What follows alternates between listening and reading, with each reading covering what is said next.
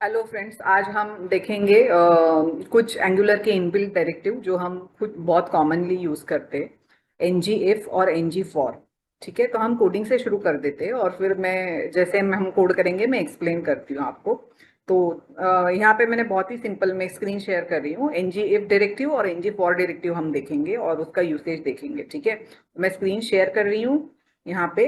आप देखोगे कि मैंने बहुत ही सिंपल एप्लीकेशन लिया है जो हमने इसके पहले के असाइनमेंट्स में भी लिया है कि एक बुक एरे क्रिएट किया है, हमने स्ट्रिंग एरे क्रिएट किया है, बुक एरे। ठीक है, कंस्ट्रक्टर में हम इस बुक एरे को इनिशियलाइज कर रहे। ठीक है, ओके। और फिर यहाँ पे उसका जो एसोसिएटेड कंपोनेंट है, कंपोनेंट का जो व्यू है app component dot H T M L, उसमें हम एक टेक्स्ट बॉक्स ले रहे। टेक्स्ट बॉक्स में हम बुक नेम ले रहे। Okay, understood. जैसे आप एड बुक मेथड पे क्लिक करोगे, आप क्या कर रहे हो, यहाँ पे क्लिक मेथड पे एड बुक मेथड कॉल कर रहे हो। एड बुक में क्या कर रहे हो, ये पूरा का पूरा जो इनपुट कंट्रोल है, इनपुट रेफरेंस आपने दिया है वो आप पास कर रहे हो। तो एड बुक कॉल हो जाएगा और आपने इनपुट कंट्रोल का रेफरेंस पास कर दिया एड बुक मेथड से। कहाँ पे एड बुक कॉल होगी, ऐप कंपोनेंट पे कॉल होगी।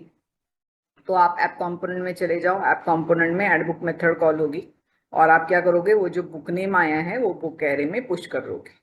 ठीक है, जैसे बुक एरे में पुश कर दोगे, ठीक है, आपने आपका काम हो गया। ठीक है, आप चाहिए तो कंसोल डॉट लॉग में भी वो वैल्यू बता सकते हो, बट इतना ही एग्जाम्पल हमने किया है कि जैसे आप बटन पे क्लिक करोगे वो बुक एरे में वो वैल्यू पुश हो जाएगी। ठीक है, फिलहाल के लिए हम इतना ही रखते हैं। ठीक है, यहाँ पे ये बता देते हैं एप्लीकेशन, जैसे आपने बुक नेम दे दिया, एड बुक कॉल किया, ओके, तो वो बुक पुश हो गया। और आपने यूआई पे भी आप देखोगे, आप सिंबल जो भी वैल्यू प्रिंट ऐड कर रहे हो वो आप यहाँ पे डिस्प्ले कर रहे हो, बुक एर ब्रैकेट 0। ओके, हम पूरा पूरा एरे नहीं बता रहे क्योंकि वो हम अभी सीखने वाले कि एनजी फोर से कि एरे कैसे डिस्प्ले करते हैं। अभी फिलहाल तो हमें नहीं आता कि पूरा पूरा एरे कैसे डिस्प्ले करना है, तो हम सिर्फ जीरोथ वैल्यू बता रहे हैं। और बुक एर डॉट लेंथ से हम बुक एरे की लेंथ बता रहे हैं। ठीक है, हम आगे बढ़ते हैं। अभी हम देखेंगे कि एनजीएफ और एनजी फोर इस एप्लीकेशन में कैसे यूज करना है। बहुत ही सिंपल सा एप्लीकेशन लिया है, बुक नेम है, एड बुक मेथड कॉल कर रही हूँ मैं।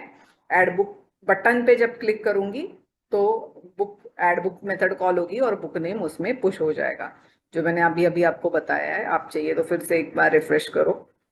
बुक नेम है, इनपुट कंट्रोल है, एड बुक मेथड है।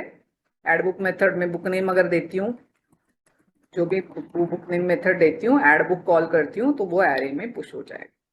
ठीक है, और कोई दूसरा दूसरा देती हूँ, सपोज दूसरा बुक देती हूँ और एक एड बुक बोलती हूँ, लेंथ क्या हो गया 2। कंसोल में देखो वो बुक प्रिंट हो गया एंगुलर। ओके, यहाँ पे नहीं प्रिंट हो रहा है यूआई में, बिकॉज मैं सिर्फ बुक एर bracket square bracket 0th index position का बुक बता रही हूँ, पूरा पूरा एरे नहीं बता रही हूँ। तो मेरा जो सेकेंड बुक का नेम है वो प्रिंट नहीं हो रहा है।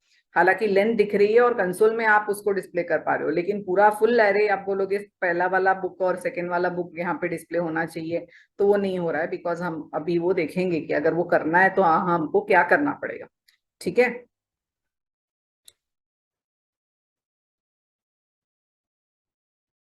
मैं एक एक सेकंड जस्ट, मैं चार्जर लगवा लेती हूँ आप मेरे लैपटॉप का।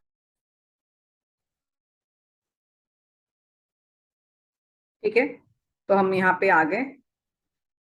ठीक है, अब मैं एंगुलर कोड में जा रही हूँ। यहाँ पे हम देखेंगे, सपोज मैं यहाँ पे बताती हूँ पैराग्राफ टैग में, सपोज मैं एक टैग ऐड कर देती हूँ, नंबर ऑफ बुक्स। ठीक है, और यहाँ पे ये जो बुक लेंथ जो है, ये जो हम यहाँ पे बता रहे हैं उसकी जगह पे हम यहाँ बता देते हैं क्या है, बुक एर डॉट लेंथ। तो वो बता देगा कि ये जो अभी 0th वैल्यू प्रिंट कर रहे हैं वो मैं हटा देती हूँ और यहाँ पे सिर्फ मैं बताऊंगी number of books is equal to book arr dot length. और ये बताना है वैल्यू तो आपको स्ट्रिंग इंटरपोलेशन में बताना पड़ेगा क्योंकि वो प्रॉपर्टी है, तो प्रॉपर्टी ऐप कंपोनेंट की प्रॉपर्टी है, वो आपको डिस्प्ले करनी है, तो आपको स्ट्रिंग इंटरपोलेशन सिंटैक्स में इस तरीके से बताना होगा। तो चलो देख लेते हैं कि वो स्टार्टिंग में बता रहा है। देखो नंबर ऑफ बुक्स कितने हैं, 0 है। जैसे मैं कोई बुक ऐड करती हूँ तो वो बता देगा नंबर ऑफ बुक्स 1। अब मुझे इसमें दिक्कत क्या आ रही है कि मुझे ये हेडिंग तभी बतानी है अगर बुक्स 0 से ज्यादा है। तो अगर बुक्स 0 है तो नंबर ऑफ बुक्स कोलन 0 बताने में कोई मतलब नहीं है। तो this heading number of books with book number of books और 1 या 2 या जितने भी बुक्स है वो तभी बतानी चाहिए अगर बुक्स एरे का जो लेंथ है वो ग्रेटर देन 0 है। अगर कोई भी बुक आपने ऐड करी हुई है तो ही नंबर ऑफ बुक्स बताओ या फिर मत बताओ। ओके, ठीक है। अगर सपोज मैं ऐसे बोलूं, ओके, तो आप क्या करोगे कि ये जो ड्यू आपने किस में लिखा है, ये नंबर ऑफ बुक्स आपने ड्यू में लिखा है या पैराग्राफ में लिखा है सपोज, तो ये पैराग्राफ तभी डिस्प्ले होना चाहिए अगर बुक एर की लेंथ ग्रेटर देन 0 है। ठीक है, हम इसको कंडीशनली ऐड करना चाहते हैं कि ये पैराग्राफ डॉम में तभी दिखना चाहिए अगर बुक की लेंथ ग्रेटर है। तो मैं इसमें क्या करूंगी, *ng इफ ऐड करूंगी। और कंडीशन क्या है मेरी, क्या कंडीशन है मेरी, book arr dot length should be greater than 0, only then this should be visible. ठीक है, अब मैं एप्लीकेशन फिर से लोड करवाती हूँ। देखो अभी फ्रेशली लोड करवाया तो अभी मेरी बुक एरे की लेंथ 0 है, तो अभी ये विजिबल नहीं है। ठीक है, आप उसको इसको आप देखिए, आप एलिमेंट्स में जाइए। अगर आपको आपका एप्लीकेशन इस तरीके से दिख रहा है तो आप राइट क्लिक करके इंस्पेक्ट बोलिए। ओके, तो आप एलिमेंट्स में आ जाओगे। एलिमेंट्स के अंदर ये आपका ऐप कंपोनेंट दिख रहा है, एचटीएमएल डॉक्यूमेंट है, डॉक टाइप एचटीएमएल है। उसके अंदर बॉडी में आपका ऐप रूट कंपोनेंट है। App root is the selector of your app component. उसके अंदर चले जाओ। उसके अंदर आप जाओगे तो आपको टॉप लेवल डिव है container class equal to container. उसके अंदर आपने इनपुट एलिमेंट डाला हुआ है, एक टेक्स्ट डाला हुआ है, बटन डाला हुआ है, वो आपको पूरा का पूरा दिख रहा है, डॉम का स्ट्रक्चर दिख रहा है। लेकिन इसमें आप देखो एचआर रूल के बाद में जो आपने पैराग्राफ डाला हुआ है वो यहाँ पे डॉम में नहीं दिख रहा है आपको। ठीक है, पैराग्राफ डॉम में नहीं है, हालांकि आपके कोड में आपने ये डाला हुआ है पैराग्राफ, पर आपके डॉम में आपको सामने यूआई में नहीं दिख रहा है। क्योंकि क्यों दोस्तों, क्योंकि ये कंडीशन फॉल्स हो रही है। जैसे ये कंडीशन फॉल्स होगी, एंगुलर क्या करेगा, एनजीएफ की कंडीशन फॉल्स हुई तो एंगुलर डॉम में से इस पैराग्राफ को हटा देगा। ठीक है, अगर ये कंडीशन ट्रू होती है तो ही पैराग्राफ को डॉम में ऐड करेगा, कंडीशन फॉल्स होती है तो पैराग्राफ को डॉम से निकाल देगा। तो it will add and remove this particular element based on the outcome of this ngif condition. okay, and angular will do it automatically because that is how your ngif works।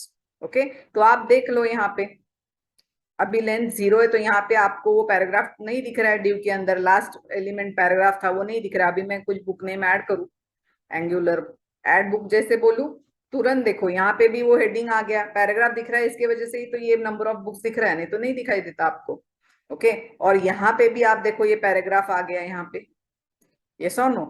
ठीक है, तो ngif वही करता है, वो conditionally Dom manipulate करता है और पर्टिकुलर एलिमेंट को ऐड या रिमूव करता है जिसमें वो कंडीशन दी गई है। ngif की जो कंडीशन है वो इवेलुएट करेगा, अगर वो कंडीशन ट्रू हुई तो उस एलिमेंट को ऐड कर देगा, अगर कंडीशन ट्रू नहीं हुई ओके तो उस एलिमेंट को डॉम से रिमूव कर दे। तो ये डायनामिकली इवेल्युएशन हो रहा है हर टाइम पे, स्टार्टिंग में ही नहीं। आपने देखा स्टार्टिंग में 0 एलिमेंट्स थे तो नहीं दिख रहा था, फिर एक एलिमेंट ऐड किया तो दिखने लग गया। अभी मैं इसको फिर से हटवा दूं, अगर इस 1 बुक को यहाँ से रिमूव कर दूं, ठीक है, तो ये फिर से नंबर ऑफ बुक्स 0 हो जाएगा मेरा, तो ये फिर से ये हेडिंग दिखाई नहीं देगा, पैराग्राफ दिखाई नहीं देगा। अब अगर मुझे चाहिए कि मैं बुक रिमूव करना है मुझे, तो आप कैसे कर सकते हो, आप इसमें एक बटन डाल दो यूआई में, सपोज ये एड बुक जैसे है, आप और एक बटन डाल दो। क्या बटन डाल दोगे यहाँ पे,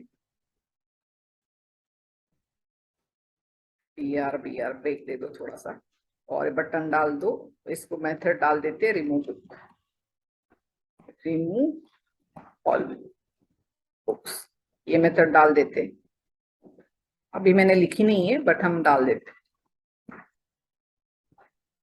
रिमूव बुक्स, मेथड का नाम सिंपल रखते हैं रिमूव बुक्स करके।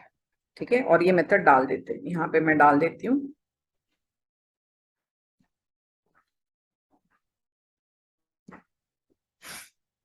ठीक है, रिटर्न टाइप क्या है इसका, वॉइड। और इसमें हम क्या करेंगे, आपको एरे एम्प्टी करना है ना, तो आप आपका जो दिस डॉट बुक एर है इसको आप फिर से एम्प्टी कर दो, आपको फिर से इसको एम्प्टी कर दो, इनिशियलाइज कर दो, तो वो एम्प्टी हो जाएगा। ठीक है, अंडरस्टूड। तो आपका वापस उसका लेंथ 0 हो जाएगा, उसके चलते है ना। आप यहाँ पे कंसोल पे भी लेंथ प्रिंट करोगे तो आप अगर लेंथ प्रिंट करने जाते हो दिस डॉट बुकैर डॉट लेंथ, तो लेंथ की वैल्यू क्या होगी, 0 होगी, क्योंकि कुछ है ही नहीं उसमें। ठीक है, हाँ। और यहाँ पे आप ये रिमूव बुक्स मेथड कॉल करने वाले हो on the click of this remove books method. ठीक है, तो जैसे आप बुक रिमूव करोगे आप तुरंत देखोगे कि ये कंडीशन ऑटो इवेल्युएट हो जाती है। आपको बोलना नहीं पड़ता है एंगुलर को कि ये कंडीशन फिर से इवेल्युएट करे। एंगुलर की खुद की चेंज डिटेक्शन मैकेनिज्म है, जिसके चलते जब भी कुछ क्रूशियल चीजें मॉडिफिकेशन होती है, जैसे आपने कोई भी इवेंट फायर होता है, तो वो सारे इंपॉर्टेंट कंडीशंस या वेरिएबल्स प्रॉपर्टीज है फिर से रिवैल्यूएट कर लेता है, तो वो फिर से रिवैल्यूएट कर लेगा बुकैर डॉट लेंथ की वैल्यू। जैसे ये कंडीशन फिर फॉल्स हो जाएगी, ये पैराग्राफ को डॉम से हटा देगा। आपको देखना है लाइव, तो हम अभी देखते हैं। चलो, तो अभी तो फिलहाल फर्स्ट टाइम एप्लीकेशन लोड हुआ तो तभी बुक कह रहे कि लेंथ 0 है, तो पैराग्राफ की वो कंडीशन एनजीएफ हमने जिस पैराग्राफ में लिखी थी वो फॉल्स हो गई। अगर फॉल्स हो गई तो आप देखोगे कि यहाँ पे वो पैराग्राफ अभी डॉम में आपके नहीं है। ठीक है, जैसे मैं कोई बुक ऐड करूं, आप देखो वो पैराग्राफ ऐड आ गया डॉम में। ठीक है, और कोई बुक ऐड कर देती हूँ, सपोज स्प्रिंग बूट ऐड कर देती हूँ। स्प्रिंग बूट ऐड करूँ, नंबर ऑफ बुक्स का काउंट क्या हो गया, 0। अभी भी पैराग्राफ टैग है, बट अभी मैं बोलूंगी रिमूव बुक्स। जैसे रिमूव बुक्स बोलूंगी वो एरे एम्प्टी हो जाएगा। जैसे एरे एम्प्टी हो जाएगा, पैराग्राफ की कंडीशन फॉल्स हो जाएगी एनजीएफ की। जैसे पैराग्राफ की एनजीएफ की कंडीशन फॉल्स हो जाएगी, आप देखोगे कि एंगुलर पैराग्राफ को डॉम से हटवा देगा। तो जैसे पैराग्राफ हटवाएगा, पैराग्राफ के अंदर का जो टेक्स्ट है जो आपने लिखा हुआ है वो भी चला जाएगा, तो आपको ये लाइन जो दिखाई दे रही है नंबर ऑफ बुक्स वो नहीं दिखाई देगी, और यहाँ से भी ये पैराग्राफ हट जाएगा। तो I am clicking on remove books. ठीक है, तो निकल गया, हाँ, और यहाँ से भी निकल गया। ठीक है, तो आपको समझ में आ गया कि एनजी इफ कैसे डॉम के स्ट्रक्चर को, ये पूरा डॉम है, ये डॉम के स्ट्रक्चर को कैसे मॉडिफाई करता है और कंडीशनल इवैल्यूएशन पे पर्टिकुलर एचटीएमएल एलिमेंट को ऐड या रिमूव करता है। सिर्फ एचटीएमएल का ही एलिमेंट नहीं, कल को आपने आपका खुद का नेस्टेड चाइल्ड कंपोनेंट बनाया और उस चाइल्ड कंपोनेंट को आपको कंडीशनल इवैल्यूएशन पे डिस्प्ले करना है, या तो ऐड करना है या तो रिमूव करना है, तो आप उसमें भी एनजीएफ लगवा सकते हो। तो एनजीएफ आप किसी भी एलिमेंट पे, एचटीएमएल के एलिमेंट में भी लगवा सकते हो, या आपका यूजर डिफाइंड कंपोनेंट आपने क्रिएट किया है उसके एलिमेंट में भी आप एनजीएफ लगवा सकते हो। ओके, जो भी जिस पे भी आप लगवाओगे उस पे कंडीशनल इवैल्यूएशन होगा। यदि ट्रू है तो डॉम में ऐड हो जाएगा, अगर फॉल्स है कंडीशन तो डॉम से रिमूव हो जाएगा।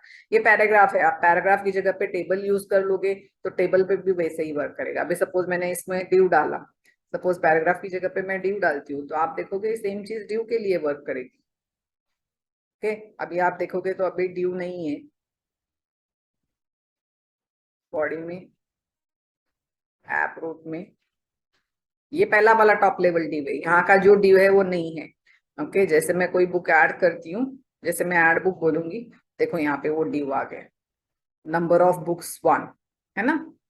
अगर मैं रिमूव बोलती हूँ तो वो चला गया, इधर से भी चला गया और यहाँ से भी चला गया।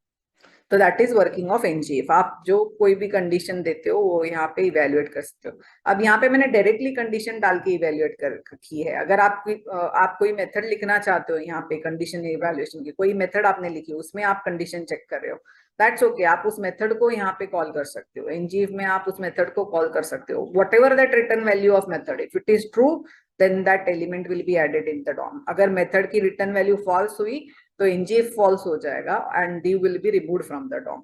ठीक है, तो it is up to you, आपको कोई बड़ा सा कैलकुलेशन करके और फिर रिटर्न वैल्यू करनी है, कंडीशन चेक करनी है, तो बड़ा कैलकुलेशन करना है जिसका कोड आप यहाँ पे नहीं लिख सकते, कोई प्रॉब्लम नहीं, आप एक मेथड लिख लो जिसमें वो पूरा इवेल्यूशन कर दो। एंड में वैल्यू रिटर्न करने को मत भूलना, ट्रू या फॉल्स। अगर आप ट्रू करते हो और एनजीएफ में वो मेथड कॉल होती है और वो ट्रू रिटर्न करती है तो ड्यू ऐड हो जाएगा। अगर एनजीएफ में वो मेथड कॉल होती है और रिटर्न फॉल्स करती है तो ड्यू डॉम से हटवा दिया जाएगा। समझ में आ रहा है? So that is how is the working of ngIf. At run time, every time whenever the condition changes it will detect and manipulate the DOM. Okay, अब हम आगे बढ़ते कि अभी आपको सपोज पूरा का पूरा बुक एरे बताना है, तो वो आप कैसे बता सकते हो। तो सपोज आपने ये यूएल एलिमेंट डाला और यूएल में मैं लिस्ट डलवा रही हूँ, तो मैं क्या बोलूंगी, एनजी फॉर। एनजी फॉर में चली गई और एनजी फॉर में आपको क्या बोलना है, लेट यूज करना है, लेट और ऑफ। लेट और ऑफ ये दो इंपॉर्टेंट कीवर्ड्स है। ऑफ के बाद में आपका जो भी एरे है जो भी एरे का नाम है वो आ जाएगा, एरे या कलेक्शन जो भी आप यूज कर रहे हो वो आ जाएगा। और बुक एरे से इटरेट करना है और उस बुक एरे की हर एक वैल्यू को आप किसी लोकल वेरिएबल में असाइन करोगे, तो हम उस लोकल वेरिएबल को बी बोलते। आप बी बोलो, बुक बोलो, कुछ भी बोलो, आइटम बोलो, what ever. So let, then there will be a local variable name, then of, and then the your array, जो भी array है। that is how your ng for will work। Star ng for element में लगवाना है, जिस element में आप लगवाओगे वो एलिमेंट बार बार इटरेट होगा। कितने बार इटरेट होगा? जितने बार बुक एरे में अगर 4 वैल्यूज है तो li 4 बार इटरेट होके 4 बार डिस्प्ले हो जाएगा। So this is going to repeat again and again. How many times it will repeat depends upon how many books are there in this book array. और repeat होने के बाद li जब repeat होगा तो उसके अंदर आप क्या करने वाले हैं, आपको बुक की वैल्यू बतानी है। तो बुक की वैल्यू किस में आने वाली है? लोकल वेरिएबल बी में। So B will first time equate with the book value at index position 0 inside this book array. Okay, वो आपको बताना है तो आप यहाँ पे बी बोल दो।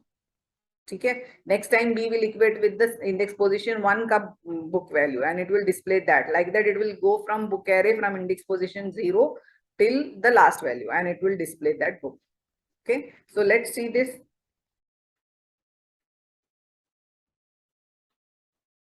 जैसे मैं एड बुक बोलती हूँ, एंगुलर आ गया, ये ULLI में एक ही बुक है तो इटरेट होके सिर्फ एक ही LI दिख रहा है।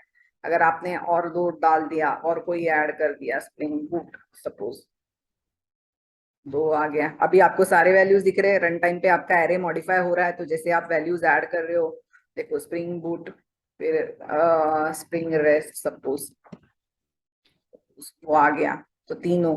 तो एरे हर टाइम एरे आपकी लेंथ भी चेंज हो रही है, 3 हो रही है, और आपका पूरा का पूरा इटरेट हो रहा है। और आपका रन टाइम पे एरे जैसे मॉडिफाई हुआ उसने डिटेक्ट किया और ng for boot detection automatically pickup करता है। आप खुद ng फॉर बार बार नहीं कॉल कर रहे हो, आपने सिर्फ एक ही बार में मेंशन करके रखा है यहाँ पे। एंगुलर खुद ब खुद डिटेक्ट कर रहा है कि अरे अरे बुक एर मॉडिफाई हो गया, चलो चलो, तो वो क्या करेगा, डॉम में रिफ्लेक्ट करेगा। आप सामने यूआई में भी देख सकते हो, अगर आप देखोगे यहाँ पे अगेन कि डॉम मैनिपुलेट हो रहा है कि नहीं, आपको चेक करना है, तो आप क्या करो, आप यहाँ पे चले जाओ, बॉडी में चले जाओ, बॉडी में एप्रूट टैग में चले जाओ, एप्रूट में देखो ये यूएल आ गया, यूएल में एल आई आ गया। ओके, ये आ गया। ये अभी इतने सारे बुक्स ऐड किए, सपोज मैं फिर से रिफ्रेश करती हूँ ताकि आप एप्लीकेशन शुरू से देखें। ओके, तो मैं रिफ्रेश कर रही हूँ, तो आप जब रिफ्रेश करोगे तो फर्स्ट टाइम बुक एरे में कुछ भी नहीं है, तो उस टाइम पे अगर आप देखोगे डॉम, हम डॉम चेक करते, डॉम की कंडीशन क्या है, स्थिति क्या है, उसमें है क्या वो ULLI जो आपने लिस्ट ऐड करवाई है वो है क्या फिलहाल। तो आप चेक करोगे तो यहाँ पे LI में ng फॉर ऐड किया है, UL तो है ही, तो UL में कोई कंडीशन नहीं है अपनी, तो UL विजिबल है। ओके, बट LI जो है उसमें हमने ng फॉर लगवाया। तो LI विजिबल डॉम में LI कभी ऐड होगा अगर ng फॉर कंडीशन इवेल्युएट होके कुछ वैल्यू उसमें मिलती है तो ही वो ऐड होगा। अभी बुक एरे की लेंथ अभी 0 है। ओके, तो LI में वैल्यू नहीं है अभी फिलहाल, तो LI डॉम में ऐड नहीं होगा। ng for will be evaluate तो it to false, that condition कुछ है ही नहीं, बुक एरे है ही नहीं, तो बी एलिमेंट क्या प्रिंट होगा, एक भी एलिमेंट नहीं है, तो LI यहाँ पे ऐड नहीं होगा डॉम में।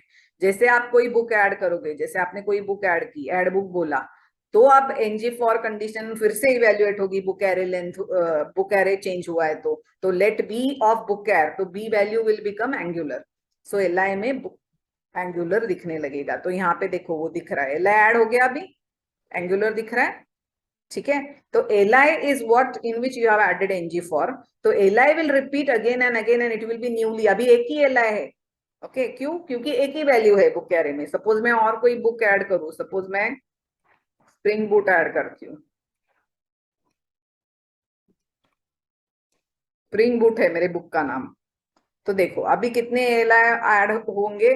LI में आपने देखा कि क्या वैल्यूज आ गई, 2 LI ऐड हो गए, है ना। फर्स्ट वन में एंगुलर है और सेकेंड वन में आप इसको खोलो इस LI को, तो आपको उसमें उसकी वैल्यू दिखाई देगी, स्प्रिंग बूट है। ठीक है, तो आपको ये पूरा का पूरा दिखाई दे रहा है। अगर मैं रिमूव बुक्स बोलूंगी तो आप देखो दोनों को दोनों के दोनों LI हट जाएंगे, हट गए। क्यों? क्योंकि एरे एम्प्टी हो गया और यहाँ पे भी रिफ्लेक्ट हो गया। आपने रिमूव बुक्स बोला तो एरे एम्प्टी हो गया, तो यहाँ से पूरा का पूरा हट गया। Okay, so ng4 is also dynamic. Whenever it will detect change in the array, it will show the elements of that array accordingly. If there are no elements in the array is empty, then nothing will be displayed over here. And it will not only, यहाँ क्यों display नहीं हो रहा है, क्योंकि Dom में से हटा दिया. जैसे डॉम से हटाएगा, डॉम ही तो यहाँ पे सामने यूआई पे क्या दिख रहा है, ये डॉम ही दिख रहा है, तो डॉम में से एलआई हटवा दिया तो यहाँ पे वो रिफ्लेक्ट होना बंद हो जाएगा. सो that is how it happens. अगर वापस आप ऐड कर दो, वापस आ जाएगा, रिमूव कर दो, चला जाएगा. ठीक है, तो ये हो गया वर्किंग एनजी इफ का और एनजी फॉर का. Because it is manipulating your DOM at run time.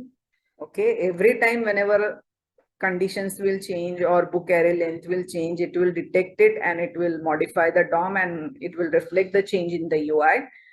And as it is modifying DOM at runtime, these are called as structural directives. So they come, so if I have to categorize them, तो heading में क्या बोलूंगी, these are directives. कौन से दो directives हमने देखे, ngif और ng4, but they will come under the category of what? Structural directives. ठीक है, why? Because they are modifying the DOM structure. Okay, next हम जो कैसे मॉडिफाई करते हैं वो हम ऑलरेडी देख चुके. नेक्स्ट इंपॉर्टेंट हम देखेंगे एट्रीब्यूट लेवल डायरेक्टिव. कौन से एट्रीब्यूट लेवल डायरेक्टिव हम देखेंगे, एनजी स्टाइल और एनजी क्लास. अब यहाँ पे बोलोगे स्टार नहीं है इसमें, क्यों? बिकॉज स्टार का यहाँ पे मतलब ये होता है that it is a structural directive, it is going to modify the DOM structure, it denotes that. Okay, यहाँ पे बिकॉज एट्रीब्यूट डायरेक्टिव है ये, तो वो डॉम का स्ट्रक्चर नहीं चेंज करने वाला है. एट्रीब्यूट डायरेक्टिव क्या करेगा कि एलिमेंट ऑलरेडी है डॉम में, ओके, उस एलिमेंट की कोई एट्रीब्यूट अगर मॉडिफाई करनी, जैसे HTML इनपुट एलिमेंट है, उसका आपको स्टाइलिंग चेंज करना है, तो वो स्टाइलिंग रन टाइम पे चेंज करने के लिए आप एनजी स्टाइल यूज करोगे. अगर कोई एलिमेंट है जैसे बटन है या कुछ है और आपको उसको टेबल है और आपको उसको कुछ स्टाइल ऐड करनी है, तो आप एनजी स्टाइल से ऐड कर सकते हो. या आपको कोई CSS का क्लास ऐड करवाना है रन टाइम में, तो आप वो एनजी क्लास से ऐड कर सकते हो. तो एनजी स्टाइल क्या करने वाला है, जब भी आप एनजी स्टाइल में, अगेन कैसे होगा एनजी स्टाइल और एनजी क्लास, तो ngStyle is going to modify the style attribute property of an element, and ng class is going to modify the class attribute property of an element. You know that both these attributes are there. आप class attribute कितने बार use कर, bootstrap के classes आपने class attribute में ही लगवाए है, class equal to so and so, है ना. और सिमिलरली आपको पता है कि स्टाइल भी हर एक एलिमेंट के लिए इनलाइन स्टाइल होती है, तो उसका स्टाइल एट्रीब्यूट होता है. तो आप बोलोगे कि स्टाइल और क्लास एट्रीब्यूट ऑलरेडी है, तो डायरेक्टली स्टाइल में ही आप दे दो, आप एनजी स्टाइल क्यों यूज कर रहे हो? तो वो हम इसलिए यूज करने वाले हैं कि हम एनजी स्टाइल में कंडीशनल इवैल्यूएशन करेंगे. अगर वो कंडीशन सेटिस्फाई होती है तो ही हम वो स्टाइल लगवाएंगे स्टाइल एट्रीब्यूट में. सिमिलरली क्लास भी, जो अगर हमको क्लास लगवाना है बट किसी कंडीशन इवैल्यूएशन के बेसिस पे लगवाना है, तो हम वो एनजी क्लास यूज करें. ठीक है, तो वो अलग है. आप नॉर्मल स्टाइल और क्लास एट्रीब्यूट को वैल्यू असाइन करते हो, जैसे हमने इसके पहले बटन में की है, बीटीएन प्राइमरी, या इनपुट एलिमेंट में हमने यहाँ पे दिया है ना, इनपुट एलिमेंट में हमने फॉर्म कंट्रोल दिया है. तो अभी ये कंडीशनल इवैल्यूएशन है क्या? नहीं. जैसे आपका डॉम लोड होगा, पेज लोड होगा, first time HTML page load होगा, तभी ऑलरेडी ये अप्लाई होके आ जाएगा. ओके, इसके बाद थ्रू आउट जब तक ये HTML पेज लोडेड है, आपके फॉर्म के कंट्रोल, इनपुट एलिमेंट की स्टाइलिंग इसी क्लास के हिसाब से होगी, वो चेंज नहीं होगा, है ना. आपका बटन भी, उसका स्टाइल हमेशा क्या रहेगा, क्लास कौन सा अप्लाई होने वाला है, बीटीएन प्राइमरी. तो ये बूटस्ट्रैप क्लास जो है वही हमेशा रहेगा. आप रन टाइम पे इसका स्टाइल नहीं चेंज कर सकते. आप बोलोगे कि जब बुक एरे एम्प्टी हो जाएगा तो ये बटन की स्टाइलिंग अलग होनी चाहिए, उसका क्लास जो हम यहाँ पे अप्लाई कर रहे हैं वो अलग होना चाहिए. तो आप किसी कंडीशन के बेसिस पे अगर ये क्लास एट्रीब्यूट की वैल्यू चेंज करना चाहते हो या स्टाइल एट्रीब्यूट की वैल्यू चेंज करना चाहते हो based on the conditional evaluation, तो आप एनजी स्टाइल और एनजी क्लास यूज करोगे. ठीक है, अब मैं वो उसको यहाँ पे यूज करवा के बताती हूँ. फॉर एग्जाम्पल, यहाँ पे सपोज आप ये ड्यू कर रहे हो number of books so and सो. ठीक है, अगर आपको सपोज ये हम ड्यू ले लेते हैं, यहाँ पे आपको इसका फोरग्राउंड कलर कुछ अलग चाहिए. ओके, और वो फोरग्राउंड कलर आपको तभी चाहिए,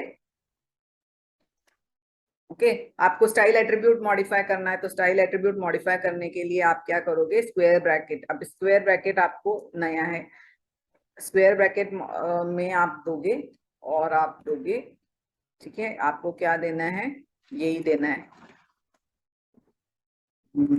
स्टाइल क्या लगवानी है आपको, सपोज कलर प्रॉपर्टी लगवानी, पहले आप देख लो फिर मैं एक्सप्लेन करती हूँ। तो ng style is a attribute of your div which is in turn actually going to modify the style attribute.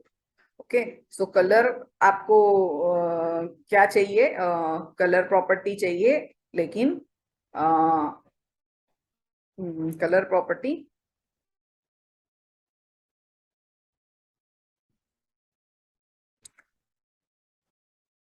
Condition आपको क्या चेक करनी है, book arr dot length, okay, book arr dot length greater than 0, ये condition है। ये condition अगर true है, ये कंडीशन इवेल्युएट हो जाएगी। Question mark operator, ternary operator आपको पता है, वो उसके पहले की अगर कंडीशन ट्रू हो जाती है, हाँ, तो आप क्या करने वाले हो,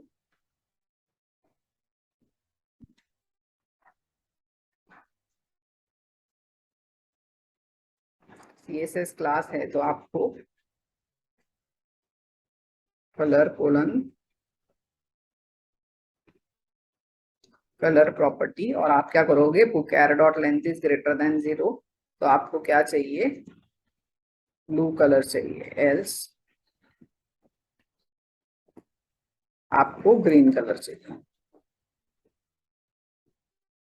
और करली ब्रैकेट जो आपने ओपन की है इसको क्लोज कर दो, ठीक है।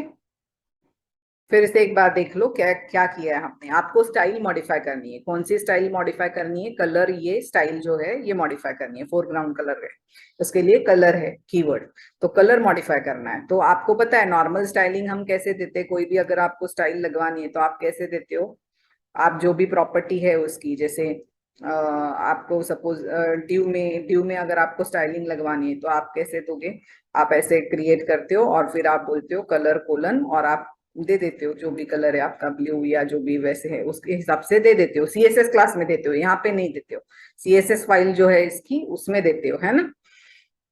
हाँ, तो यहाँ पे भी अगर आपको स्टाइल चेंज करवानी है तो आपको सबसे पहले क्या करना पड़ेगा, मैं फिर से ये डाल के बताती हूँ। आप पहले ऐसे दे दो, इसमें आपको स्टाइल लगवानी है तो आप दो करली ब्रेसेस दे दो, फिर आपको कौन सी स्टाइल अप्लाई करनी है, फोरग्राउंड कलर है उसके लिए कौन सी है कीवर्ड, कलर, कलर प्रॉपर्टी है वो, उसको आपको चेंज, कलर एट्रीब्यूट है वो, आपको कलर चेंज करना है, ठीक है। तो आप कलर बोलो, फिर कोलन बोलोगे, कोलन बोलोगे, ठीक है। फिर आप क्या करोगे, आपको डायरेक्ट ब्लू या रेड कलर, ब्लू कलर या ऐसे कुछ पहले से नहीं है, आपको कंडीशन देनी है, तो वो कंडीशन जो है वो आप यहाँ पे दे दो कि बुकैर डॉट लेंथ ग्रेटर देन 0।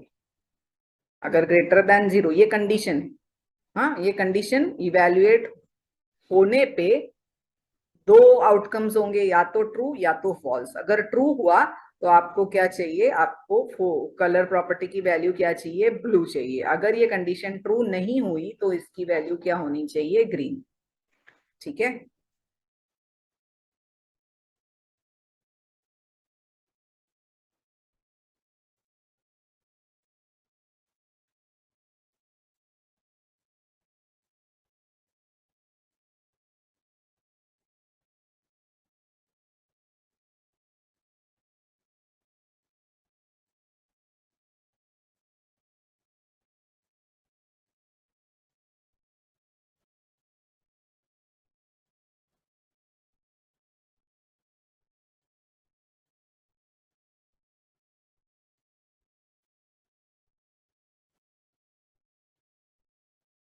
अगर हमको कुछ और चेक करना है, जैसे कलर,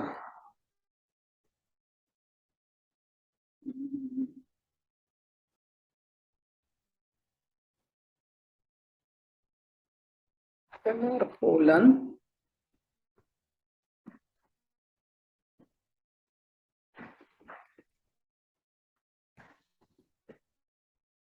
सिंगल कोड ब्लू, ठीक है। अभी तो मैंने एनजी स्टाइल नहीं यूज किया है, सिर्फ स्टाइल जो एट्रीब्यूट है वो यूज कर किया है, इसको हम चेक करते हैं, ठीक है। जैसे मैंने कोई बुक ऐड किया एंगुलर, ऐड बुक बोलो, दिख रहा है number of books 1, blue colour में दिख रहा है आपको। क्यों ब्लू कलर में दिख रहा है? क्योंकि यहाँ पे मैंने जो स्टाइल एट्रीब्यूट है, इनलाइन स्टाइल एट्रीब्यूट जो प्रॉपर्टी है, वो हमने क्या सेट कर दिया, कलर क्या सेट कर दिया, blue.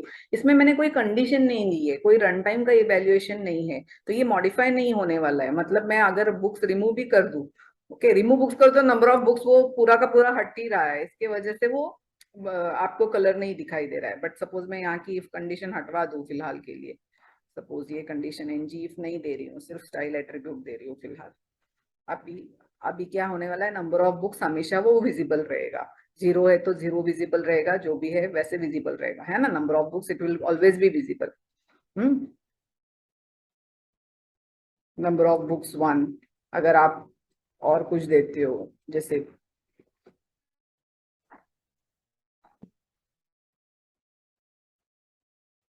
Number of books 2, remove books भी बोलोगे तो भी नंबर ऑफ बुक्स 0, तो आप देखो इसका कंडीशन है ही नहीं, कुछ स्टाइलिंग का कंडीशन है ही नहीं है। स्टार्टिंग में ही लोड होते समय हमने स्टाइल एट्रीब्यूट को फोरग्राउंड कलर क्या दे दिया है, ब्लू दे दिया है। मैंने ऐसे कुछ, अगर मुझे कंडीशन लगानी है, सपोज कि बुक एरे की लेंथ अगर 0 है तो ये ब्लू कलर में डिस्प्ले होना चाहिए, और अगर बुक एरे की लेंथ ग्रेटर देन 0 है तो फिर ग्रीन कलर में डिस्प्ले होना चाहिए। अगर ऐसा है तो अभी लेंथ 0 है तो अभी ब्लू में होगा। जैसे मैं कोई बुक ऐड करती हूँ, जैसे स्प्रिंग बूट ऐड किया, तो ये मुझे ग्रीन में डिस्प्ले होना चाहिए।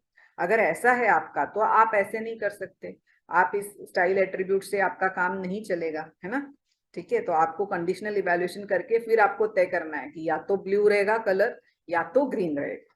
ओके, जब आपको ऐसे करना है तो आप फिर एनजी स्टाइल यूज करो।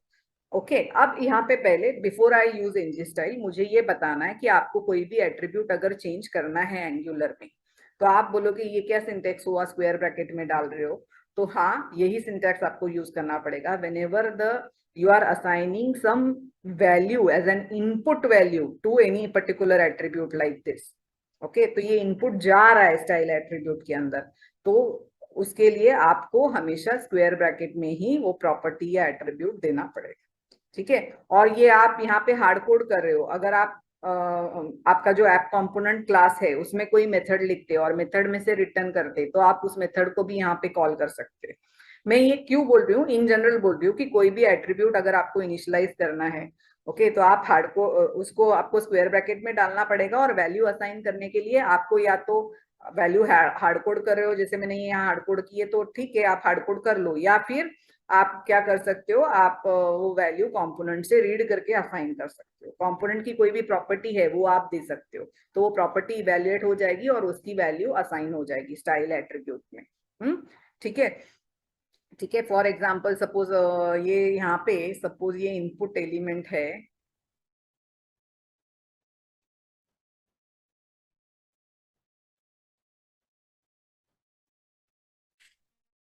हम्म,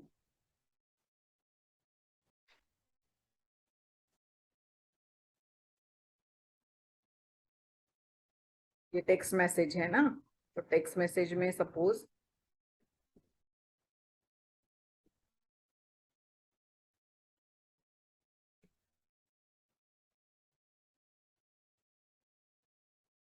ठीक है, एंगुलर हमने पहले से असाइन कर दिया यहाँ पे। By default text value book name में क्या दिखाई देगी, एंगुलर दिखाई देगी, तो उसके लिए हमने क्या कर दिया, ये वैल्यू इक्वल टू एंगुलर को। अभी ये मैंने हार्ड कोड किया है यहाँ पे। आप बोलोगे कि नहीं नहीं, स्टार्टिंग का इनपुट जो बुक नेम की वैल्यू है वो मैं कंपोनेंट क्लास से लूंगी। ओके, सपोज मैंने कुछ एक बुक नेम प्रॉपर्टी डाल दी, बुक नेम, और मैंने उसका टाइप स्ट्रिंग दे दिया। ओके, और उसको मैंने यहाँ पे कंस्ट्रक्टर यहाँ साइन कर लिया, this dot book name equal to default, पहले वाला ही मुझे पहला बुक डिफॉल्ट डालना है एंगुलर, और ये हमको बताना है वहां पे। ठीक है, तो आप वैल्यू इनपुट देना है, और आपको हार्ड कोड नहीं करना है, आपको क्या करना है, आपको कहाँ से इसको वैल्यू प्रॉपर्टी को कहाँ से आपको असाइन करना है, आपको यहाँ पे बुक नेम आपने दिया हुआ है वहां से वो असाइन होना चाहिए। ओके, ये प्रॉपर्टी है, बी नेम बोल दो, आसान पड़ेगा, बी नेम बोल दो, बी नेम मतलब बुक नेम, और ये हमको असाइन करना है, तो आपने यहाँ पे असाइन कर, आ गया एंगुलर।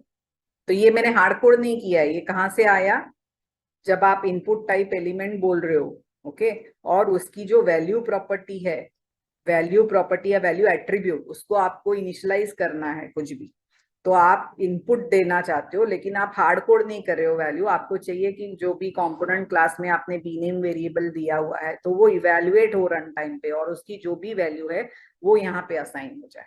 तो आप क्या करोगे, value attribute as a input value assign कर रहे हो तो उसको स्क्वायर ब्रैकेट में डालोगे। Okay, so whenever you want to assign a value, you will put that attribute inside a square bracket. That means it is input. उसमें जो भी वैल्यू है वो असाइन हो जाएगी। ठीक है, तो ये भी एक तरीके का बाइंडिंग ही हुआ। ओके, जैसे अगर आपको बी नेम की वैल्यू ऐसे ही बता देनी है आपको, तो ऐसे ही आपको बता देनी है, तो आपको पता है आप डायरेक्टली ऐसे स्ट्रिंग इंटरपोलेशन सिंटैक्स यूज करके आप बता सकते हो, है ना। स्ट्रिंग इंटरपोलेशन सिंटैक्स से आप डायरेक्टली, आपको यूआई में वैल्यू डिस्प्ले करनी है तो आप बता सकते हो, तो वो ऐसे दिखाई देगी एंगुलर। बट अगर आपको वो वैल्यू किसी प्रॉपर्टी को असाइन करनी है तो आप इस तरीके से करोगे, उसमें आपको इंटरपोलेशन सिंटैक्स यहाँ पे डबल करली ब्रेसेस डालने की जरूरत नहीं है, वो अपने सिर्फ आप नाम डालो, ठीक है, जो प्रॉपर्टी है आपके जो वेरिएबल है कंपोनेंट क्लास का बी नेम वेरिएबल, वो यहाँ पे डाल दो और इसको आप स्क्वायर ब्रैकेट में दे दो, तो वो वैल्यू असाइन हो जाएगी। वैल्यू किसको असाइन हो जाएगी, वैल्यू बी नेम इवेल्युएट होगी और उसकी वैल्यू किसको असाइन हो जाएगी, ये वैल्यू एट्रीब्यूट जो है, ओके, उसको असाइन हो जाएगी। ओके, तो समझ में आ रहा है। तो अभी आपने बी नेम एंगुलर डाला हुआ है, अगर आपने बी नेम की वैल्यू कुछ अलग डाल दी, सपोज XYZ डाल दी, तो जो भी आप वैल्यू डाल रहे हो वो आ जाएगी। जब भी एप्लीकेशन लोड होगा, इसको लोड होने दो कंप्लीट, देखो XYZ आ गई, ठीक है, तो वो इवेल्युएट हो रहा है जो भी आपने दिया है और फिर उसकी वैल्यू असाइन। तो ये तो दिस इज एडवांटेज ना, आप हार्ड कोड नहीं करना चाहते, हार्ड कोड करना चाहते हो तो हार्ड कोडेड वैल्यू दे दो। ओके, हार्ड कोड करना चाहते हो, अगर आप एंगुलर वैल्यू हार्ड कोड करना चाहते हो तो आप हार्ड कोड कर दो, हार्ड कोड करके सिंगल कोट में वैल्यू दे दो। ओके, हार्ड कोड कर लिया तो हार्ड कोड करके ये देखो वैल्यू दिख रही है एंगुलर यहाँ पे, ठीक है, वो कहीं कोड में से नहीं आ रही है, आपने डायरेक्टली हार्ड कोड करी है, एंगुलर 1 2 3 ऐसे अगर हार्ड कोड करोगे 1 2 3 तो वैसे आ जाएगी।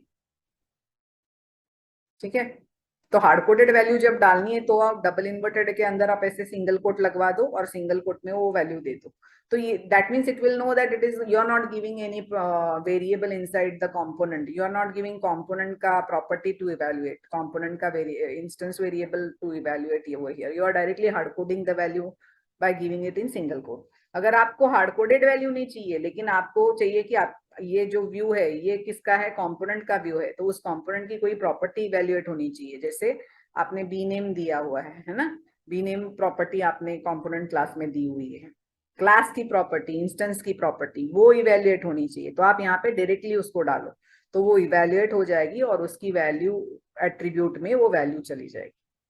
ठीक है, अंडरस्टूड। इसमें आपको डबल करली ब्रेसेस नहीं देने हैं, इंटरपोलेशन सिंटैक्स में मत लगवाओ, डायरेक्टली आपको डिस्प्ले करना है डिव में, आपने कोई डिव डाला हुआ है और डिव के अंदर आपको डायरेक्टली अगर कोई डिस्प्ले करना है तो आप वहां पे इंटरपोलेशन सिंटैक्स यूज कर लो, वो चलेगा, लेकिन टू असाइन एट्रीब्यूट वैल्यू उसके लिए आप इंटरपोलेशन सिंटैक्स नहीं यूज करो। ठीक है, तो ये हो गया अपना, ये मैंने आपको बता दिया। तो उसी तरीके से मैं यहाँ पे आपको ये मैं क्यों बता रही हूँ, इस चीज के लिए बता रही हूँ कि अगर आपको स्टाइल एट्रीब्यूट भी असाइन करना है तो इसी तरीके से असाइन करो। ठीक है, बट वही चीज है कि यहाँ पे असाइन करने का तरीका स्क्वायर ब्रैकेट का है, तो इसमें ये जो है ये दो तरीके की बाइंडिंग हो गई। एक बाइंडिंग हमने देखी कि क्लिक इवेंट आप राउंड ब्रैकेट में डालते हो तो इवेंट बाहर की तरफ चला जाता है, आप क्लिक करते हो तो वो इवेंट फायर होता है और फिर आपके यूआई में से वो कंपोनेंट में आपको कैच करना है, तो उसके लिए इवेंट फायर जब होगा तो वो बाहर की तरफ आउटसाइड की तरफ जाता है और फिर रिमूव बुक्स मेथड से आप उसको कैच कर लेते हो, लिसन कर लेते हो कंपोनेंट में। ठीक है, तो अगर आउटपुट इवेंट है तो आप उसको राउंड ब्रैकेट में देते हो, लेकिन अगर आप कुछ इनपुट वैल्यू कंपोनेंट से रीड कर रहे हो, ओके, कंपोनेंट से रीड कर रहे हो और आपको यूआई में असाइन करनी है, तो आप उसके लिए क्या करोगे, उसको स्क्वायर ब्रैकेट में दोगे, इसको राउंड ब्रैकेट में नहीं दोगे क्योंकि ये इवेंट नहीं है। ओके, आउटसाइड आउटपुट की तरफ इवेंट फायर हो रहा है कि यूआई में से कंपोनेंट की तरफ जा रहा है, ऐसा है क्या? बाइंडिंग कैसे, यूआई से कंपोनेंट की तरफ की बाइंडिंग है क्या? नहीं, यूआई से कंपोनेंट की तरफ की बाइंडिंग है, आउटपुट इवेंट बाइंडिंग है, तो आप उसको राउंड ब्रैकेट में दोगे। इनपुट बाइंडिंग है कि कंपोनेंट में आपने कोई प्रॉपर्टी या इंस्टेंस वेरिएबल डिक्लेयर किया है और वो आपको असाइन करना है, तो आप क्या करो, स्क्वायर ब्रैकेट यूज करो। तो that is the input binding कि कंपोनेंट क्लास की कोई भी प्रॉपर्टी है या इंस्टेंस वेरिएबल है वो इवैल्यूएट हो जाएगा और उसकी वैल्यू यहाँ पे इस पर्टिकुलर एट्रीब्यूट को इनपुट बाउंड हो जाएगी। Okay, so that is binding from component to UI and this is a binding from UI to component. Okay, तो ये दोनों तरीके के बाइंडिंग्स हम देख लेंगे। यहाँ पे भी देखो ये क्या है, इनपुट बाइंडिंग है। Style is a input binding from component to UI. हालांकि कंपोनेंट की कोई प्रॉपर्टी इवैल्यूएट नहीं कर रहे हैं, यहाँ पे हमने हार्ड कोड किया हुआ है, बट आप कर सकते हो आपको चाहिए तो। मैंने बोला जैसे यहाँ पे मैंने property the, instance property the name, component property, और वो इवैल्यूएट हो रही है। यहाँ पे भी आप कोई स्ट्रिंग वेरिएबल वहां पे कंपोनेंट में स्ट्रिंग वेरिएबल डाल दो और उस स्ट्रिंग वेरिएबल में ये वैल्यू असाइन कर दो, और वो जो स्ट्रिंग प्रॉपर्टी है, इंस्टेंस प्रॉपर्टी, वो यहाँ पे दे लो, फिर भी चलेगा। ठीक है, फिलहाल के लिए मैंने इसको हार्ड कोड किया हुआ है। ओके, तो बोलने का तरीका क्या है कि इनपुट बाइंडिंग है, कोई एट्रीब्यूट बाइंड करना है तो आपको उसको स्क्वायर ब्रैकेट में। अब आप बोलोगे कि एनजी स्टाइल देख रहे थे हम। ओके, तो एनजी स्टाइल देखने से पहले मैंने सोचा कि स्टाइल आपको एट्रीब्यूट, अगर स्टाइल एट्रीब्यूट कोई भी एग्जिस्टिंग एट्रीब्यूट अगर है और उसको आपको प्रॉपर्टी एग्जिस्टिंग एट्रीब्यूट को वैल्यू बाइंड करनी है कंपोनेंट से या हार्ड कोड करनी है, तो बाइंड करने का तरीका आपको पता होना चाहिए। इसलिए मैंने आपको पहले ये बोला कि कैसे बाइंड करेंगे। वैल्यू एट्रीब्यूट ले लो या स्टाइल एट्रीब्यूट ले लो, सिमिलरली क्लास एट्रीब्यूट भी, उसको स्क्वायर ब्रैकेट में डाल के आप वैल्यू असाइन कर सकते हो।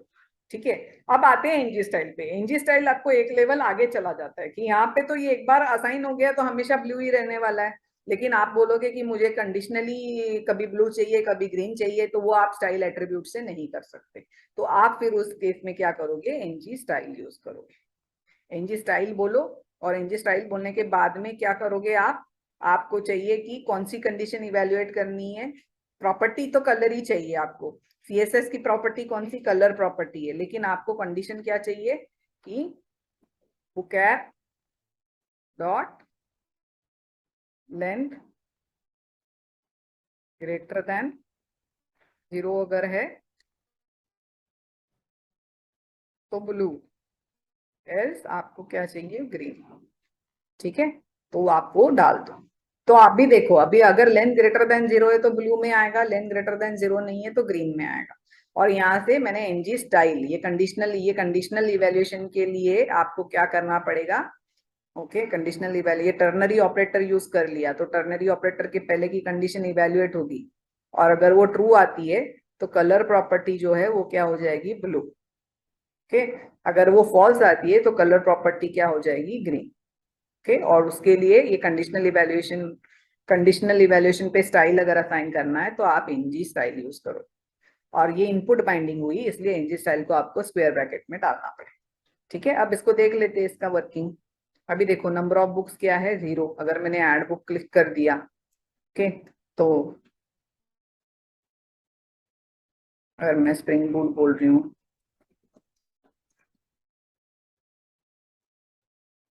हो क्यों नहीं रहा है, चलो देखते हैं।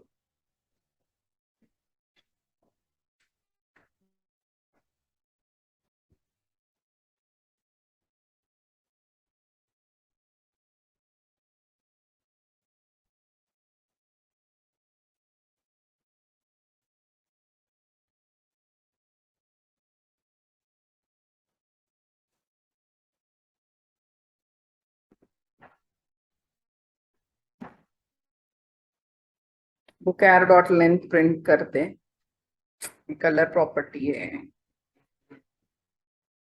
ठीक है, तो देखते हैं।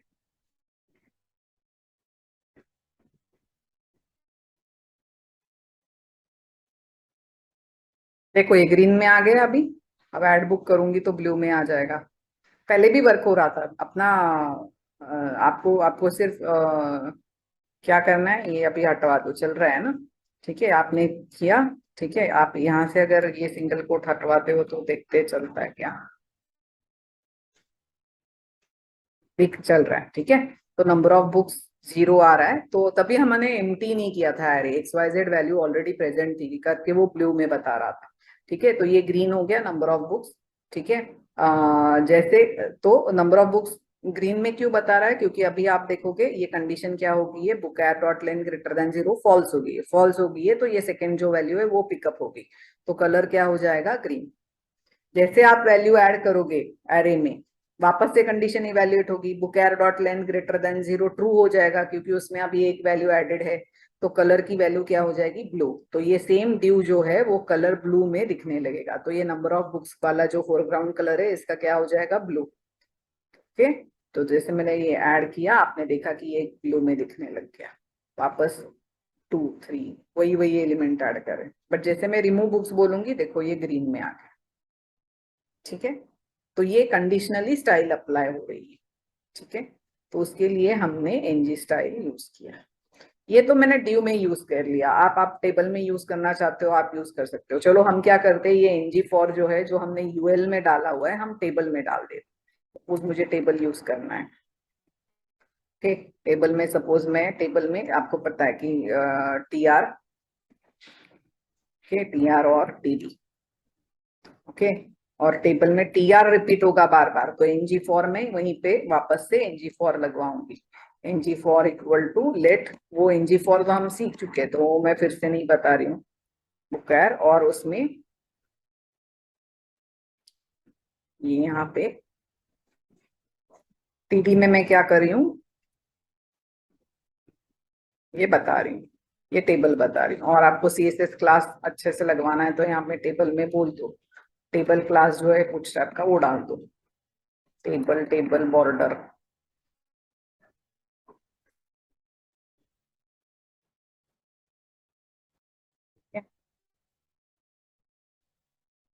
तो ग्रीन एड बुक बोलो।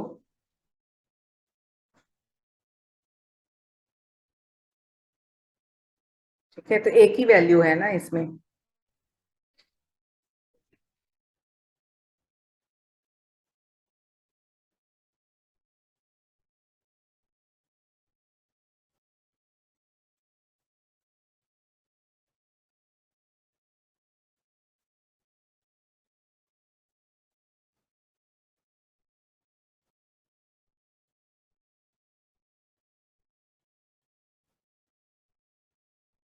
अब इसमें आपको क्या करना है, मैं क्यों बोल रही थी, आपको स्टाइलिंग लगवानी है सपोज।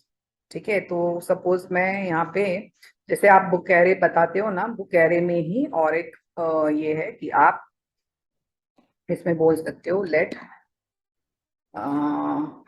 इंडेक्स, बुकैरे का जो इंडेक्स है वो आपको स्टोर करना है किसी वेरिएबल में।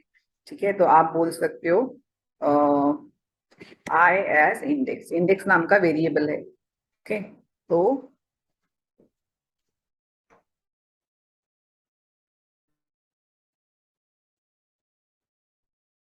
आप बोल दो let I equal to index.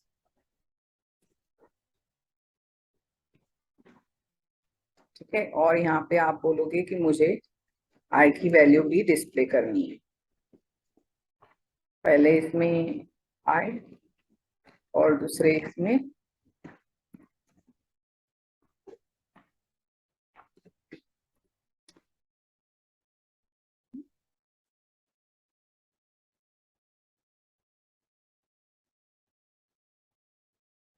दिखाई दे रहा है 0 और XYZ। ठीक है, अगर मैं दूसरा कोई बुक ऐड करती हूँ ABC, तो ये दिखाई दे रहा है, टेबल क्रिएटेड है ये। ठीक है, हम्म ओके, तो ये इंडेक्स वेरिएबल आप वैसे एनजी फॉर में ही, मैं एनजी फॉर का ही पार्ट है वो, कैसे बताना है, लेट बी ऑफ कैरे सेमी कॉलन दे दो और इंडेक्स वेरिएबल आप स्टोर कर लो, let I equal to index. I variable can be anything, what is important is this index variable, this is a keyword. Okay, index keyword of if you use it in a ng for, it will give you the index value which you are which is currently in iteration, whatever that index value, that will be evaluated, and that value I am assigning to I variable, which I am displaying over here. That's why it is showing you the index value, है ना। यहाँ पे दिखा रहा है 0th index position, 1st index position, ठीक है। अब मैं ये आपको क्यों बता रही हूँ कि आपने इंडेक्स तो बता दिया, अगर मेरे को कोई स्टाइलिंग लगवानी है वो इस इवेल्युएशन पे लगवानी है कि अगर फर्स्ट वैल्यू है तो ये चाहिए, सेकेंड वैल्यू है तो ये चाहिए, या इंडेक्स सपोज मेरा 1 है तो मुझे ये स्टाइल चाहिए। तो आप क्या कर सकते हो, ये जो आपने कंडीशन यहाँ पे लगवाई है उसके साथ ही में आप क्या कर सकते हो, ये तो ng4 लगवाया आपने, है ना। आप साथ ही में यहाँ पे ng स्टाइल जो आपका है वो ng स्टाइल लगवा सकते हो, और आप जो भी आप कलर दे रहे थे कलर सेम सेम यूज कर लेते सपोज, या बैकग्राउंड कलर यूज कर लेते, बैकग्राउंड कलर, है ना। और आपकी वैल्यूएशन क्या है, सपोज यहाँ पे ये अगर है कि इंडेक्स जो है आई की वैल्यू सपोज है 1 या 0, ठीक है। तो ये आपका इवैल्यूएशन क्या आने वाला है, तो आपको क्या कलर चाहिए, ग्रे, या फिर आपको चाहिए पिंक, ठीक है। और ये एनजी स्टाइल है तो मैंने बोला आपको करली ब्रेस में लगवाना पड़ेगा बैकग्राउंड कलर,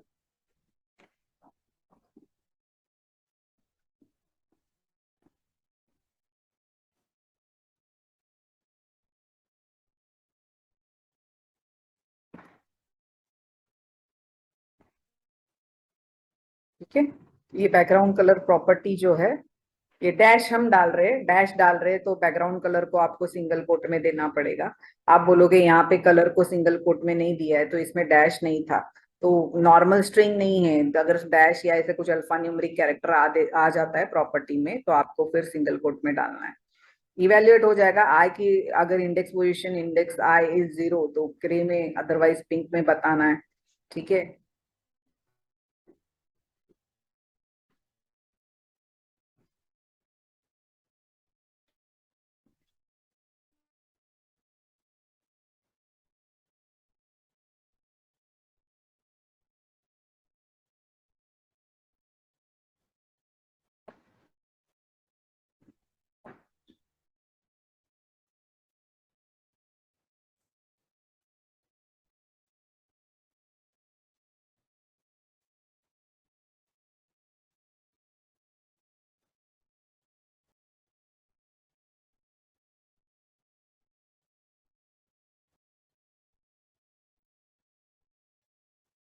आगे, ठीक है। ये मैंने बाद में इसको क्या कर दिया, एनजी स्टाइल को पहले नहीं दिया, बाद में दिया, बिकॉज यहाँ पे आप आई की वैल्यू रीड कर रहे हो तो तब तक आई इनिशियलाइज हो जाना चाहिए।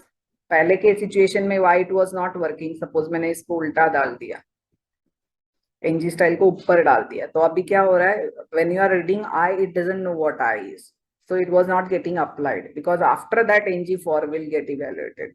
सो रिमेंबर कि आप इसको बाद में डाल दो, इसको मैंने जस्ट इसका पोजीशन चेंज कर दिया कि ng4, और फिर उसके बाद में आपने यहाँ पे इसको ng स्टाइल है, सब टीआर का ही पार्ट, बट इसको ऊपर ले लिया पहले। आप चाहिए तो इसको सबको एक लाइन में डाल सकते हो, लेकिन एक लाइन में डालोगे तो थोड़ा कंफ्यूजिंग हो जाएगा, इसलिए मैंने इसको स्प्लिट करवा के लिया है, ठीक है।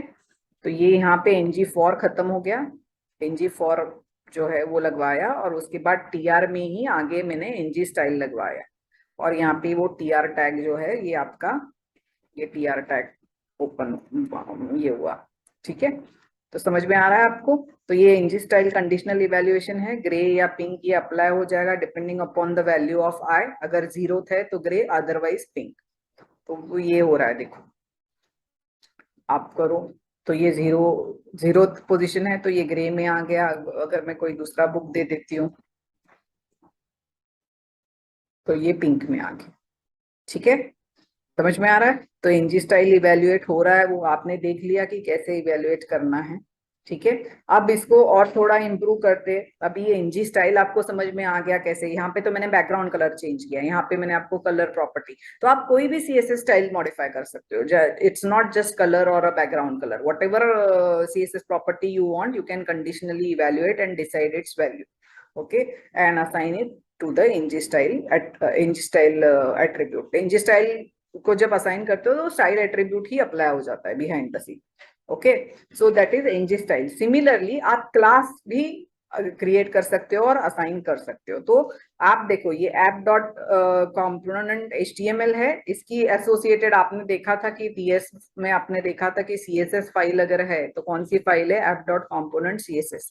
अगर आपको कोई स्टाइलिंग का क्लास देना है तो आप वो यहाँ पे क्लास डिक्लेयर कर सकते हो। तो सपोज मैंने क्लास दिया, सपोज एक क्लास दिया लास्ट करके, और क्लास का नाम मैंने यही दे दिया कि कलर प्रॉपर्टी है, तो कलर प्रॉपर्टी विल बी से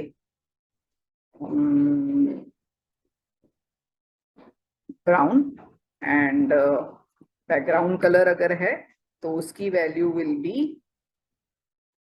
सपोज पिंक, या सपोज ये इसमें का कोई भी कलर उठा लो जो आपको मन पसंद है। सपोज ये दे दिया मैंने, ठीक है। तो ये मैंने दे दिया, क्लास क्रिएट कर दिया लास्ट, और उसको मैंने अप्लाई कर दिया, ठीक है। हाँ, और जस्ट एक minute, just give me 1 minute, there is someone at the door.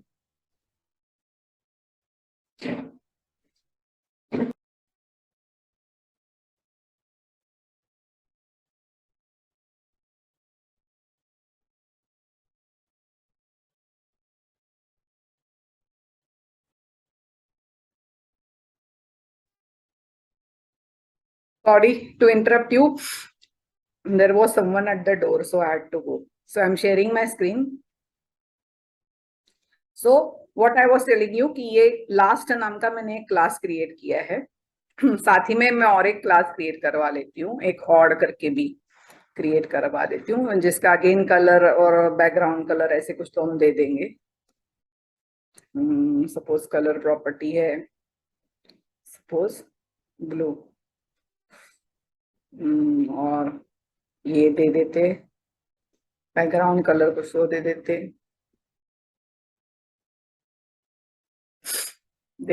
ठीक है, कोई भी मैंने दे दिया। ये दो क्लास CSS मैंने करवा दिए। ये जो CSS फाइल में अगर आप ऐसे स्टाइलिंग देते हो, ये सिर्फ किसके लिए अप्लाई होगी, ऐप कंपोनेंट के लिए अप्लाई होगी।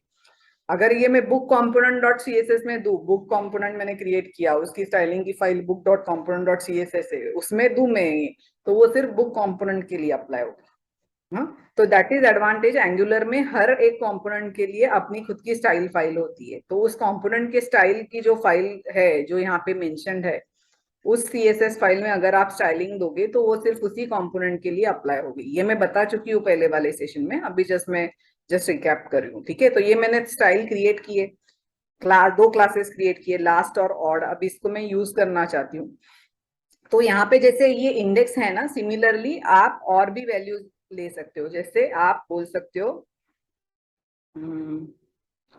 ऑड एज इज ऑड, ठीक है। और साथ में लास्ट एज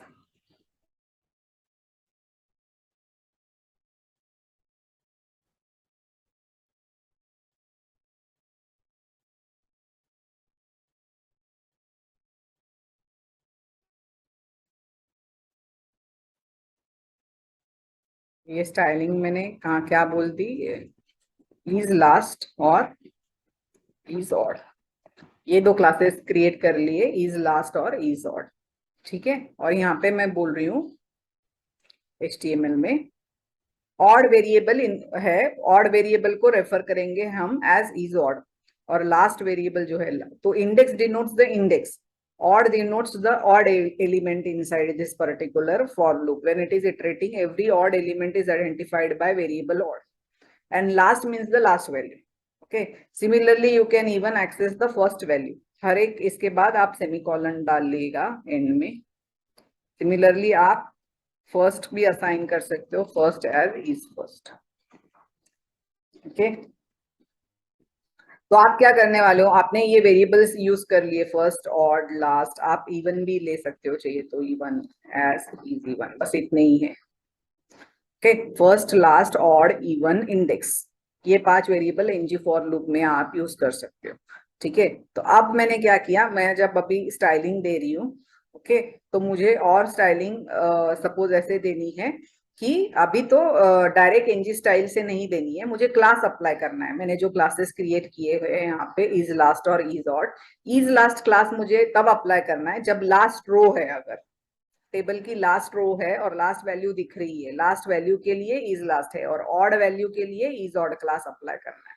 तो वो मैं कैसे अप्लाई करूंगी, तो आप क्या करोगे, यहाँ पे आप बोलोगे एनजी क्लास, और एनजी क्लास में अगेन आप क्या बोलोगे कि आपको कौन सा क्लास अप्लाई करना है, is odd.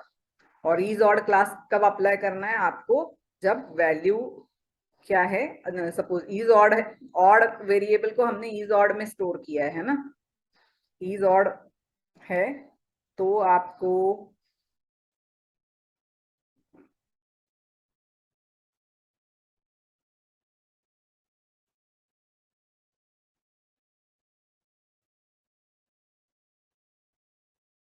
Comma last, is last में आपने लास्ट की वैल्यू स्टोर की है और आपके क्लास का नाम भी इज लास्ट है, दोनों सेम है। आपने वेरिएबल भी नेम इज इवन दिया है, इज ऑड दिया है, और क्लास का नाम भी वही दिया है, ठीक है। तो ये देखते हैं, ये अप्लाई कर लिया हमने, मैं फिर से आऊंगी एक बार इसकी तरफ, फिर हम देखेंगे।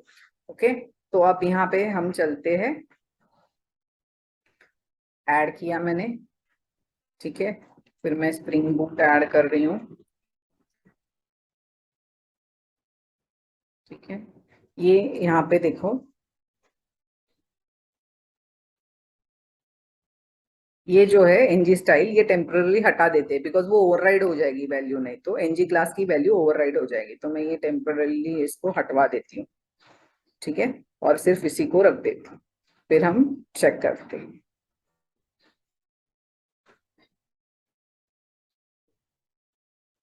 देखो अब दिख रहा है, तो फर्स्ट वैल्यू है ये, ओके, फर्स्ट वैल्यू है, लास्ट वैल्यू भी है, ओके। तो कौन सा क्लास अप्लाई हो रहा है यहाँ पे देख लेते हैं, ओके।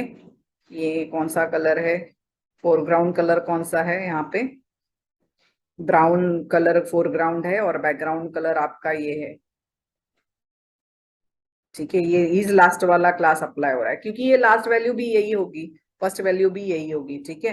तो ये क्लास अप्लाई हो रहा है आपका, ठीक है। अब आप और भी कुछ ऐड कर दो, book name spring book suppose, ठीक है।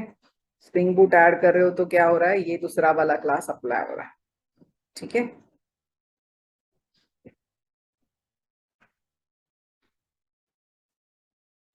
और ये पहला वाला, ये इसका ये क्यों हट गया, क्योंकि ये लास्ट एलिमेंट के लिए था, हमने जो स्टाइलिंग लगवाई थी वो क्या थी, लास्ट एलिमेंट के लिए थी, लास्ट एलिमेंट के लिए इज लास्ट क्लास लगवाया था। अब दो वैल्यूज आ गए, तो ये तो फर्स्ट वैल्यू आ गई, तो ये लास्ट एलिमेंट नहीं है, तो यहाँ की जो स्टाइलिंग पहले थी वो हटा दी। ये इसको ये स्टाइलिंग क्यों आ रही है, क्योंकि ये ऑड है, ऑड इवन रोज के लिए हमने दिया है। तो अभी मैं सपोज ये स्प्रिंग रेस्ट दे दूं, तो ठीक है, ये लास्ट एलिमेंट है अपना, इसलिए लास्ट वाला क्लास जो है इज लास्ट क्लास है वो अप्लाई हो रहा है, और ये ऑड है इसलिए इसको ऑड वाला एलिमेंट है। मैं फिर से अगर कोई ऐड करूं, सपोज रिएक्ट ऐड करूं, तो अभी इसको देखो फिर से ये आ गया, क्यों, क्योंकि ऑड क्लास है, every odd row, every odd element, okay, first index is the first, this every odd element के लिए आपने जो ऑड वाला क्लास लगवाया है वो अप्लाई हो जाएगा, ठीक है। तो यहाँ पे समझ में आ रहा है कि आप अब आपको दिक्कत हो रही है इसमें समझने में, कि आप पूछोगे मैम कि ये राइट साइड वाला क्लास है या कौन सा वाला क्लास है, तो हम इसको इजी करने के लिए इसको चेक कर लेते हैं, इसको हम लास्ट बोलते हैं और इसको क्लास को ऑड बोलते हैं, ठीक है। और यहाँ पे बोल देते हैं,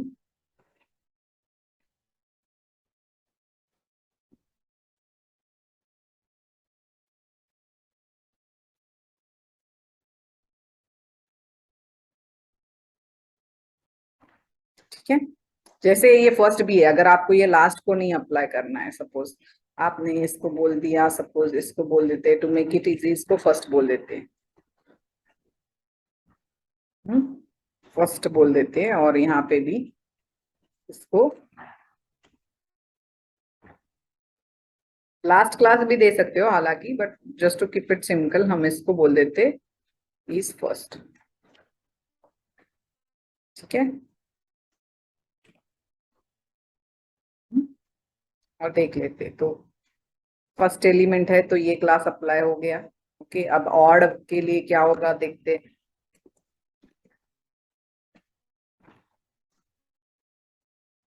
हम्म, फिर मैंने अभी रिएक्ट डाला।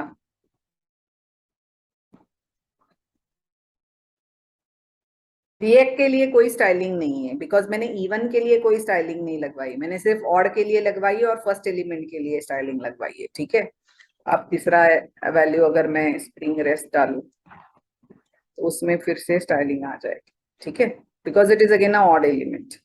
ठीक है, फिर मैं अगर कुछ डालू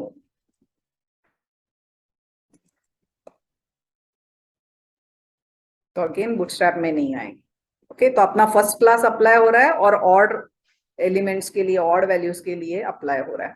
ठीक है, तो ये दोनों क्लासेस जो है, तो आप बोलोगे कि इसमें से कौन सा क्लास नेम है, तो क्लास नेम क्या है अपना, फर्स्ट और ऑड ये क्लास है। और ये क्लास कहाँ पे देते हैं, एनजी क्लास में। This is a class name. Okay, here left hand side is a class name. You always know that class attribute कैसे वर्क करता है। ओके, जैसे left side is always your class name and right side is the value which will become, if it is true, if this value is odd becomes true, is odd evaluates to true, then this class will get applied, odd class will get applied. Suppose is first variable becomes true, then first class called as first will get applied. Okay, now is odd variable is nothing but what, is odd variable is nothing but odd. Odd is stored in is odd. Odd ng for odd denotes what, odd value, every odd value. Whenever it is a odd value, this odd variable will be true and its value will be stored in this is odd. Okay, so this is odd will become true whenever it is an odd value. If it is a first value, then first value is true, then it will be stored in the is first variable. Suppose you are iterating ng for, and if it is a first value, then the first attribute, this first will become true and it will be stored in the is first. Okay, so is first will become true when it is becomes true, this first class will get applied. Here left hand side, here in ng class, this is class name, whereas here when you say first, this first is nothing but the जैसे index value है वैसे first ये ng4 की value है। ठीक है, आपको अगर कंफ्यूजन हो रही है तो आप ये क्लास का नाम जो ऑड और फर्स्ट आपने रखा है, आप उसको कुछ अलग दे सकते हो। ठीक है, ताकि आपको पता चले। ठीक है, हाँ, अब ये ऑड एज इज ऑड बोला है, इवन एज इज ऑड बोला है, इसको आपको और इजी करना है तो आप इसको बोल सकते हो। आपको बोर्ड, अगर आप टेक्निकल वाले बैकग्राउंड से आते हो तो आप इसको बोल दो कि इज ऑड में आप ऑड वैल्यू स्टोर कर। It's one and the same. आप बोलो ऑड एज इज ऑड या बोलो let is odd equal to odd, it's one and the same. Whatever the value of odd property will be added into is odd, and odd will become true. When odd will become true, whenever it is a odd element inside the ng for iteration, at that point it will become true. Okay, so it will work the same way, it will still work. Okay, it will work in the same fashion. It's not आप जाओगे और देखोगे तो it will still work in the same fashion because it's one and the same. ठीक है, so it will still work. यहाँ पे भी आप ये बोलना चाहते हो कि फर्स्ट एज इज फर्स्ट की जगह पे फर्स्ट की वैल्यू किसमें, फर्स्ट को आप बोल रहे हो कि फर्स्ट वेरिएबल को मैं इस फर्स्ट करके रेफर करूंगी, तो मुझे रेफर करते समय मैं फर्स्ट को फर्स्ट नहीं बोलूंगी, इस फर्स्ट बोलूंगी, जो कि मैं यहाँ पे बोल रही हूँ, इस फर्स्ट बोल रही हूँ। ठीक है, आप इसी को इस तरीके से भी लिख सकते हो कि आप इस तरीके से भी लिख सकते हो कि let is first equal to first, it's one and the same. Okay, तो आप जो सिंटैक्स आपको पसंद है आप वो यूज कर रहे हो। ठीक है, कुछ लोग बोलते हैं कि नहीं मुझे ये सिंटैक्स ज्यादा समझ में आता है, कुछ लोग बोलते हैं कि नहीं मुझे लेट वाला सिंटैक्स ज्यादा अच्छे से समझ में आता है। तो आपको जो सिंटैक्स आसान लगता है आप वो यूज कर लो। ये इंडेक्स में भी let I equal to index आप बोलना चाहते हो, let I equal to index बोलना चाहते हो, या आप इंडेक्स एज आई बोलना चाहते हो, it's one and the same. ठीक है,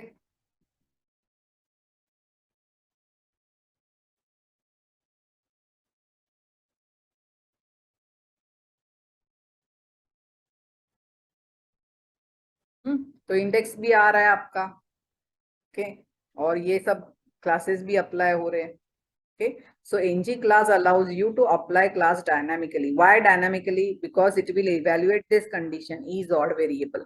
कंडीशन में मैंने क्या किया है, मैं कुछ कंडीशन आपको इज ऑड नहीं देना है, कुछ और दूसरी कंडीशन लगानी है, book array greater than so and so, तो आप जो मर्जी कंडीशन लगवा सकते हो, वो कंडीशन इवेल्युएट हो जाएगी और क्लास अप्लाई हो जाएगा। यहाँ पे मैंने कंडीशन कौन सी दी है, कंडीशन में ही मैं क्या कर रही हूँ, ये इज ऑड वेरिएबल डाल रही हूँ। जब मैं इज ऑड डाल रही हूँ इसका मतलब है when is odd equal to true. Condition इस कंडीशन का मतलब क्या है, when is odd equal to अगर ट्रू है, ये अगर ट्रू है तो ऑड अप्लाई कर दो। अब इसको is odd triple equal to true बोलने की जरूरत नहीं है, आप सिंपली इसको इज ऑड बोल दो, उतना काफी है। आप इज ऑड भी बोल दोगे तो क्या होने वाला, it is going to evaluate this variable.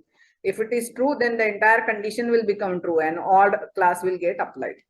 Similarly, is first is the condition. If it is true, then the condition will be true and the first class will be applied. समझ में आ रहा है? तो that is how ng class evaluates. ठीक है, आपको कुछ अलग देना है। सपोज मैं यहाँ पे लगवाना चाहती हूँ, इस ड्यू के लिए लगवाना चाहती हूँ, ये कलर आपने दिया है ना, बुकेर डॉट लेंथ ब्लू या ग्रीन आपको चाहिए। ठीक है, आप इसको ng क्लास से लगवाना चाहते हो तो आप किस तरीके से लगवा सकते हो, आप कोई क्लास दे दो CSS का। सपोज मैंने एक क्लास दे दिया थे माय क्लास करके, मैंने एक क्लास दे दिया और उसमें मैंने कुछ डाल दिया। सपोज यही उठा के डाल देते हैं, हमको यही चाहिए। ठीक है, और ये माय क्लास आपको अप्लाई करना है based on some condition. Okay, तो आप क्या कर सकते हो, यहाँ पे ड्यू में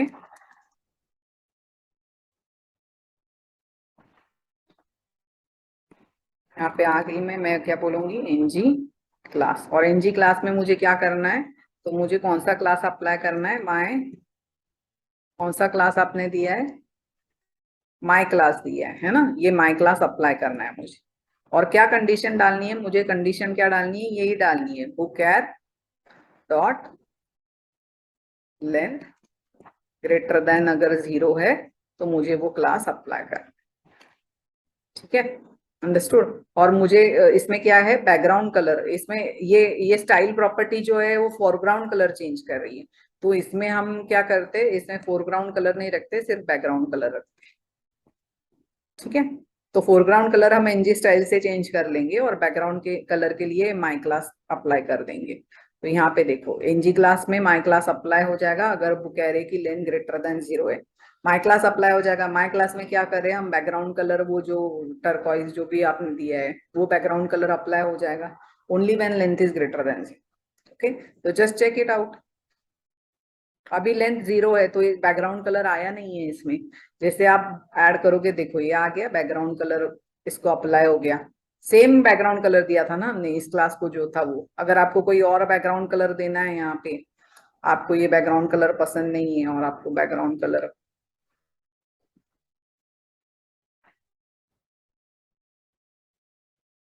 पिंक देना है तो दे दो, तो अप्लाई हो जाएगा।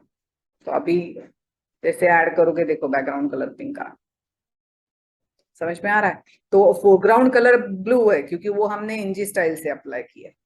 ठीक है, जब भी एलिमेंट ग्रेटर देन 0 है तो हमको फोरग्राउंड कलर चाहिए ब्लू, और बैकग्राउंड कलर जो के लिए हमने वो माई क्लास अप्लाई किया है जिसके चलते बैकग्राउंड कलर पिंक हो जाए। ठीक है, तो मैं ये क्यों बता रही हूँ कि आप देखो कि ये माई क्लास अप्लाई होने की, कोई भी क्लास आपको रन टाइम पे बेस्ड ऑन कंडीशन अप्लाई करनी है तो आपको क्या करना पड़ेगा, ng क्लास यूज करना पड़ेगा। क्लास का नाम दे दो, वो क्लास अप्लाई करने के लिए जो भी कंडीशन है वो दे दो। अगर वो कंडीशन ट्रू होती है तो वो माई क्लास जो भी है, जो भी क्लास आपने यूजर डिफाइंड क्लास क्रिएट किया है वो अप्लाई हो जाए। ओके, यहाँ पे भी मैंने वही किया है कि ऑड नाम का क्लास अप्लाई होने के लिए इज ऑड वेरिएबल चेक करो, अगर वो ट्रू है तो ऑड क्लास अप्लाई कर दो। फर्स्ट नाम का क्लास अप्लाई करने के लिए इस फर्स्ट वेरिएबल चेक करो, इस फर्स्ट वेरिएबल की वैल्यू ट्रू है तो वो क्लास अप्लाई हो जाए। अब इस फर्स्ट वेरिएबल की value is nothing but what, is first is nothing but what, is first में आपने ng फॉर का फर्स्ट वैल्यू डाला है। ठीक है, तो whenever it is the first iterated value, at that point first will become true and is first will have value as true and this class will get applied. Okay, so it is up to you, आपको NG class कैसे use करनी है। मैंने आपको दोनों जगह पे बता दी, टेबल में भी बता दी कैसे यूज करनी है, और आपको नॉर्मल ड्यू में भी बता दी कि आप कंडीशनल इवेल्युएशन पे क्लास कैसे अप्लाई कर सकते। आपने अगर नॉर्मल क्लास एट्रीब्यूट यूज कर लिया तो उसमें आप ऐसे कंडीशन नहीं देख सकते हो। नॉर्मल क्लास एट्रीब्यूट का ये कैसे होगा, अगर इसको आप अब हम नॉर्मल क्लास एट्रीब्यूट से देने चले गए तो इसको हम कैसे लिखेंगे, कोई कंडीशनल इवेल्युएशन नहीं होगी, सिर्फ हम क्लास एट्रीब्यूट लिखेंगे और इक्वल टू हम बोल देंगे कि बैकग्राउंड कलर क्या, क्लास क्या है, माई क्लास कोलन, है ना। आप इसको इसमें दे दो,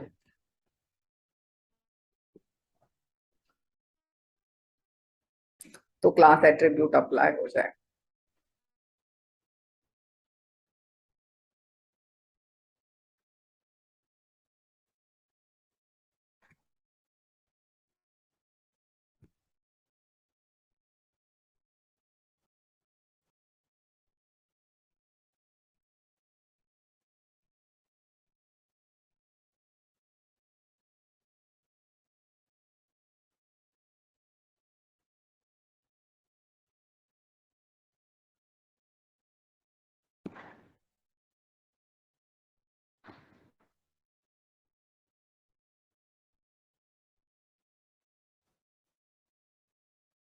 वो बोलने की भी जरूरत नहीं है ना, आप सिंपली माई क्लास बोल दो।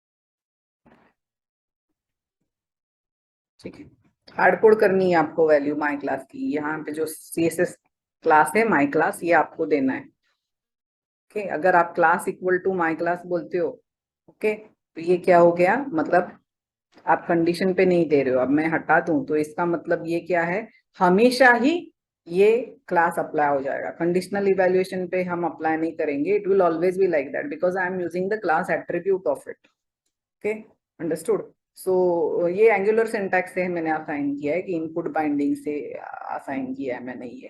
तो ये देखो इसमें क्या है, it will always get applied and every always be it zero element in array or one element in array, the background will always remain pink. Why? Because in my class you have given the background as pink. ये css class है, you are given the background as plain for my class. Okay, and you are not applying any condition, you are straight away giving class attribute equal to hard coded value है my class, so you have to give it in a single quote which is inside the double quote. Okay, if I don't give this single quote, then what will happen, if you don't give this single quote, then it will take this as property of your component and it will try to search the my class property inside your component class. Okay, if it is not a property inside the component class but a hard coded value, then you have to mention it by enclosing it in single quote. Now it knows that it is not an instance property, so it will not check in your app component instance. Okay, it will take it as a hard coded value and apply it. तो अभी देखो हमेशा background pink रहेगा, starting में भी pink है। Okay, whenever you add value at that time also it is pink, background is always pink irrespective of any conditional evaluation. Okay, but if you don't want that, if you want that it should be conditionally evaluated, then you are going to use what, ng style. In this my class will be assigned, will be getting applied only when book array length is greater than 0. So now you will not use this, but you will use ng class. So now it will get applied conditionally only when array is empty, then it will be my class applied and background color will be in pink. As soon as book array length is greater than 0, it will become pink. As long as it is 0, it will become false and that background color will not get applied. So just check it. See, right now is the background color pink? No. Why? Because book array की length क्या है, 0 है. Book array की length 0 हुई तो ये condition क्या हो गई, फॉल्स हो गई। तो माई क्लास की वैल्यू क्या हो, कोलन क्या हो गया, फॉल्स हो गया। तो माई क्लास अप्लाई नहीं होगा। माई क्लास अप्लाई नहीं हुआ तो माई क्लास के अंदर आपने बैकग्राउंड कलर पिंक जो सेट किया था वो भी अप्लाई नहीं होगा। समझ में आ रहा है? जैसे मैं बुक एरे की लेंथ ग्रेटर देन 0 करती हूँ माई क्लास अप्लाई हो जाएगा, तो आप देखोगे बैकग्राउंड कलर पिंक आ जाएगी। अब जैसे मैं ये ऐड करती हूँ तुरंत बैकग्राउंड कलर पिंक आ। तो आपको फर्क समझ आ रहा है क्लास एट्रीब्यूट और एनजी क्लास के बीच में का? Okay, NG class allow you to conditionally evaluate it. अगर मैं सपोज यहाँ से रिमूव बुक्स बोल के हटा देती हूँ तो फिर से देखो रन टाइम पे अभी एक भी बुक नहीं है, तो वापस कंडीशन 0 हो गई। कंडीशन बुक एरे की लेंथ 0 हो गई तो क्या हो गया, माई क्लास क्या हो गया, फॉल्स हो गया। तो माई क्लास अप्लाई नहीं होगा, फिर से बैकग्राउंड चला गया, बैकग्राउंड कलर चला गया, है ना? तो समझ में आ रहा है? तो every time whenever throughout the working of your application, whenever the condition gets changed, it will automatically again render it। समझ में आ रहा है? तो ये चेंज डिटेक्ट करना और उसको फिर से रेंडर करना ये काम एंगुलर कर लेता है। Okay, that is how it will make your ng style and ng class work by every time detecting whenever this book air dot length will change, it will detect it and it will render it again, evaluate condition again, and based on that condition it will अगर change हो रहा है आपका Dom का styling या class change हो रहा है तो वो फिर से उसको रेंडर कर देगा। ठीक है? So we have now covered all this. I have showed you how to use ngIf, I have showed you how to use ngFor। ngFor में हमने देखा कि बुक अगर बताना है तो आप कैसे लेट और ऑफ यूज करोगे। ऑफ के बाद आपका जो कलेक्शन है एरे या कलेक्शन जो भी है वो आएगा। B is your variable, local variable. Okay, और वो आपको बताना है, बी वेरिएबल बताना है तो आप यहाँ पे इंटरपोलेशन सिंटैक्स से उसको डिस्प्ले कर दो डायरेक्ट। ठीक है? अगर आप यहाँ बोलोगे कि मुझे हेडिंग भी बतानी है, आप अच्छे से हेडिंग बताओ, ओके, तो उसके लिए टीएच यूज करो कि ये मैं टी बॉडी में डाल देती हूँ। ठीक है, ये टी बॉडी में डाल देते हैं। ठीक है, और यहाँ पे टी हेड यूज कर लेते हैं, है ना? हेडिंग के लिए टी हेड टेबल है, अच्छे से दे दो।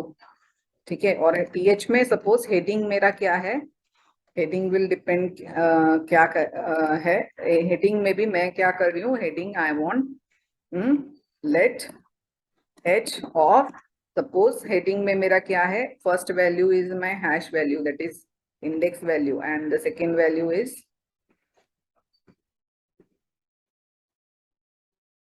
My book name value. ये मुझे हेडिंग देना है ना? H, this is my heading. तो आपने ये डाल दिया।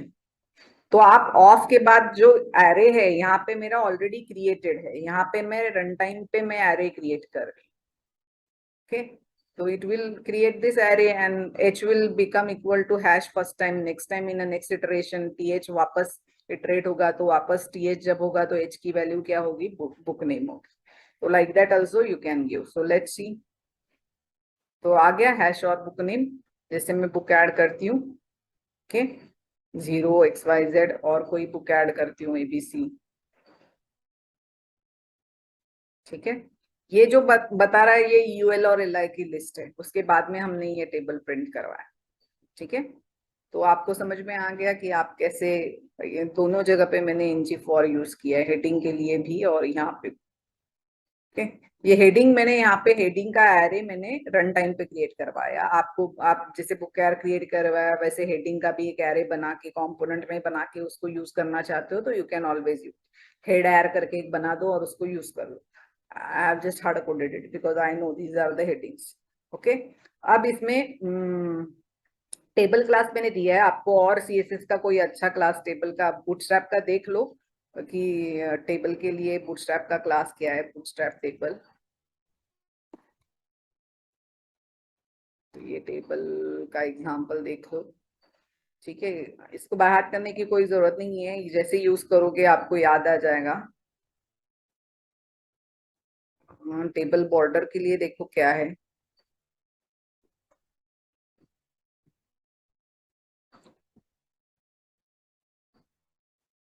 Border table, table dash bordered करके है, तो वो यूज कर लेते हैं। सीएसएस बूटस्ट्रैप सीएसएस क्लास है तो वो यूज कर लेते हैं। टेबल बॉर्डर, है ना, सो दैट अच्छे से बॉर्डर आ जाएगी आपके। देखो यहाँ पे ऐड आ गई, बॉर्डर आ गई अच्छे से। ये इसका आप बोलोगे रो को आ रही है लेकिन हेडिंग को बॉर्डर नहीं आ रही है, मेरे हेडिंग को क्यों बॉर्डर नहीं आ रही है? ओके, तो आप देखो यहाँ पे TH डाला है लेकिन आप TR डालना भूल गए, तो T हेड में पहले TR आएगा और TR के अंदर आपका TH आएगा। क्योंकि स्टाइलिंग जो अप्लाई हो रही है वो TR को अप्लाई हो रही है ना। ये टेबल बॉर्डर्ड करके जो बूटस्ट्रैप का CSS क्लास है वो रो को स्टाइलिंग देता है, रो को स्प्लिट करता है और बॉर्डर देता है। तो आपने TR ऐड ही नहीं किया था हेडिंग में, तो इसकी वजह से वो नहीं आ रहा था। वो ठीक से दो, फिर TR है, this TR is inside T head and this TR is inside T body. अब देखो फिर से टेबल बॉर्डर्ड अच्छे से आ जाएगा, बॉर्डर बीच में स्प्लिट हो गया, पहले नहीं आ रहा था ना, तो आ गया। अगला बुक तो ABC, ठीक है, अच्छा से अच्छे से स्टाइलिंग है।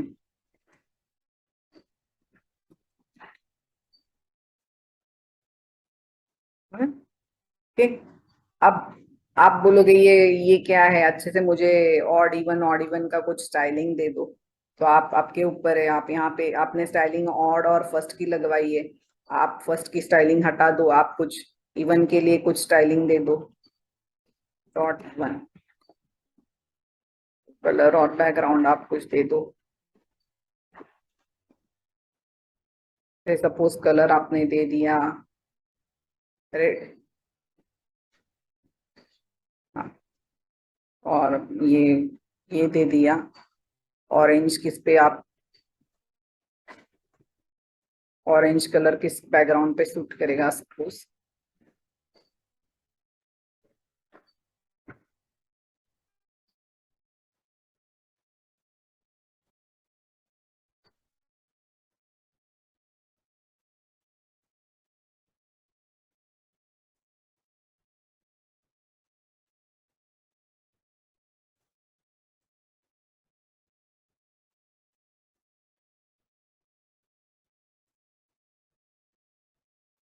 आपने कुछ कॉम्बिनेशन दे दिया और के लिए और इवन के लिए, और ये आपको अप्लाई करना है। तो आप यहाँ पे फर्स्ट के लिए अप्लाई मत करो, आप क्या इवन के लिए अप्लाई कर दो कि इवन क्लास लगवाना है। इवन क्लास कभी लगवाना है अगर इज इवन वे ट्रू है तो यहाँ पे दे देंगे इज इवन,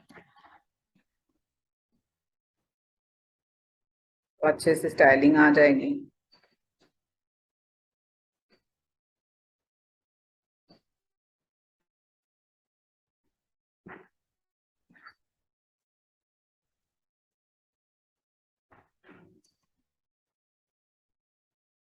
ये नहीं आ रहा है, ये आ रहा है, ये इवन का नहीं आ रहा है, तो ये देखते हैं क्यों नहीं आ रहा है।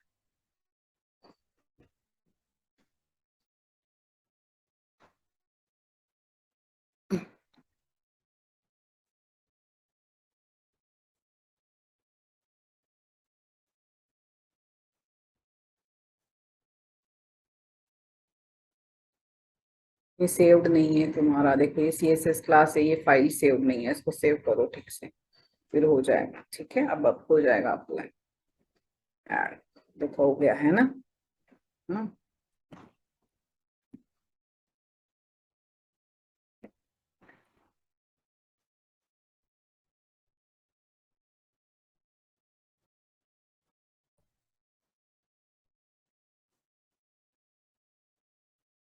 ये जेब्रा स्ट्राइपिंग अगर आपको चाहिए, आप चाहिए तो ग्रे वाइट भी कर सकते हो, तो आपको जैसे स्टाइलिंग चाहिए आप कर लो, ठीक है। हम्म, तो ये ऑड और इवन स्ट्राइपिंग टेबल क्रिएट हो गया। तो उसको अगर आप बैकग्राउंड ग्रे बोल दोगे तो ग्रे हो जाएगा।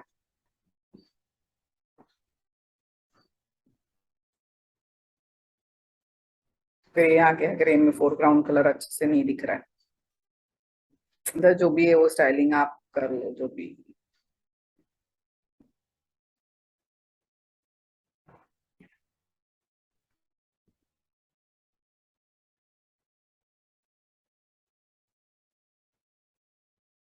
हम्म, ठीक है।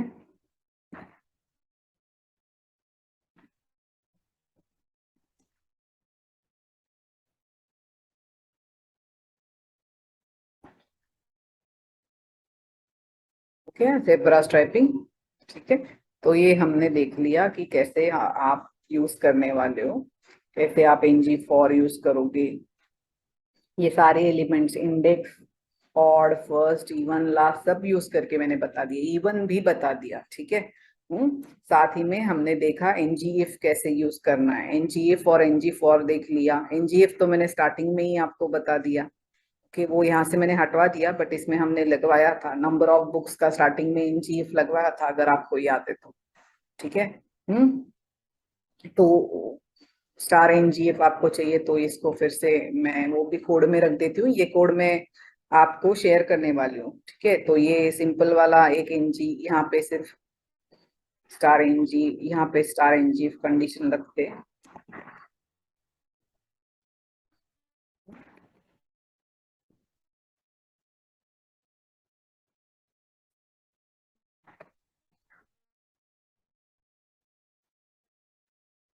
कैर लेंथ ग्रेटर देन 0 अगर है तो आप ही बताओ।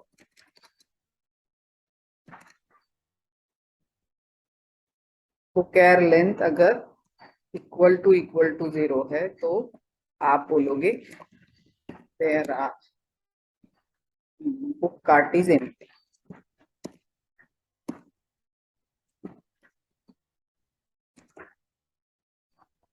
ठीक है, अदरवाइज आप नहीं बोलोगे इसको। ठीक है, तो ये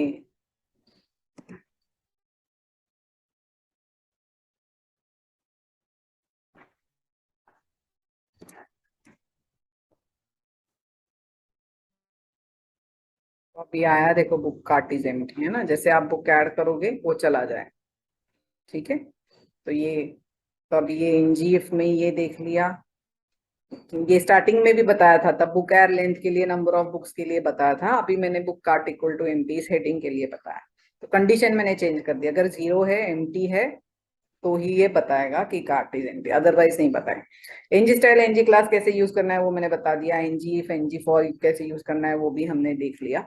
तो it completes all 4 attributes, which 4 attributes it is completing, तो हमने जो नोटपैड में देखा था कि एनजी एनजी स्टाइल और एनजी क्लास ये एट्रीब्यूट डायरेक्टिव है, because you are assigning value to the input attribute. Input binding हो गया ये, क्योंकि कंपोनेंट से आप ये बाइंड कर रहे हो एनजी स्टाइल एनजी क्लास।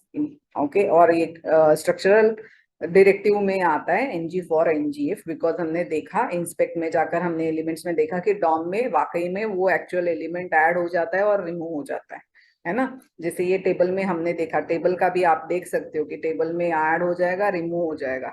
आप चाहिए तो यहाँ पे, आपने लिस्ट का देखा है, आप चाहिए तो टेबल का भी देख सकते हो। यहाँ पे आ जाओ, ये टेबल दिख रहा है आपको, पूरा का पूरा table, T head T body दिख रहा है ना, बॉडी में टी आर के एलिमेंट्स दिख रहे हैं आपको, है ना। आप अगर रिमूव बुक्स कर दो, रिमूव बुक्स कर दो तो देखो क्या हुआ, table T head T body तो आ जाएगा, क्योंकि उसमें आपने एनजी फॉर नहीं लगवाया है। एनजी फॉर किस में लगवाया है, टी आर में।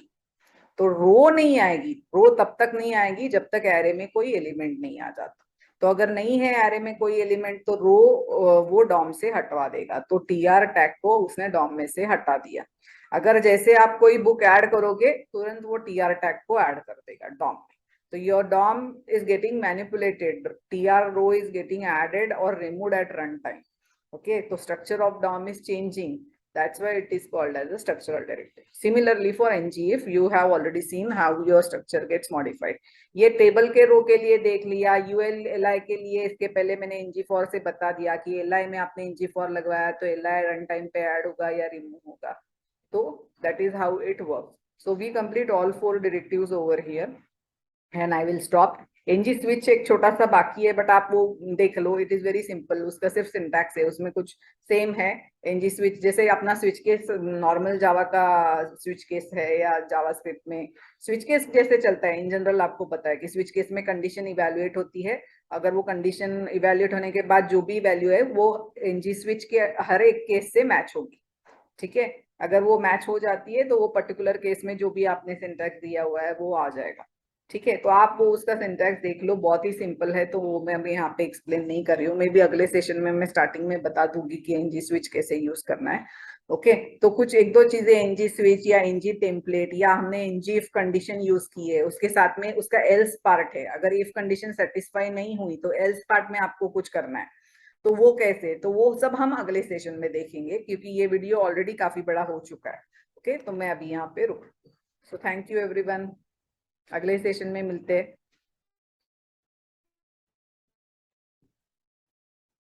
हाँ, और प्लीज मेरे चैनल को सब्सक्राइब करेगा अगर आपको अच्छा लग रहा है तो। और भी वीडियोस मैं डालूंगी, हर एक एंगुलर के टॉपिक पे छोटे छोटे वीडियोस, या कुछ टॉपिक्स इकट्ठा करके डालूंगी। तो जैसे इसमें हमने 4 इंपॉर्टेंट एट्रीब्यूट्स एक साथ में देख लिए। मैंने एक साथ में क्यों लिया ये मैं बोलती हूँ, आप सोचोगे कि एनजी स्टाइल एनजी क्लास इसमें क्यों बताया।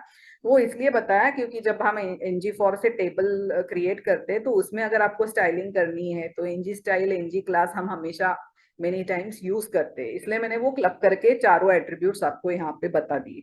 ठीक है, ओके। इसलिए ये वीडियो थोड़ा सा बड़ा हो गया, तो आप प्लीज, लेकिन चारों एट्रीब्यूट्स आपको एक साथ में वर्किंग एग्जांपल भी मिल जाएगा। वर्किंग एग्जांपल में नीचे लिंक दे रही हो उसकी, तो आपको ये सेम एग्जांपल जो आपने यहाँ पे किया है उसकी लिंक दे रही हो, तो वो आपको कोड में, उसका कोड आपको मिल जाएगा। मैंने गूगल ड्राइव पे अपलोड करके उसकी लिंक नीचे डिस्क्रिप्शन में शेयर की हुई है। Okay, so thank you friends, आप प्लीज लाइक और सब्सक्राइब कीजिए अगर आपको अच्छा लगता है तो। Thank you. और कुछ सजेशंस है तो आप सजेशंस भी कमेंट्स में दे सकते हैं।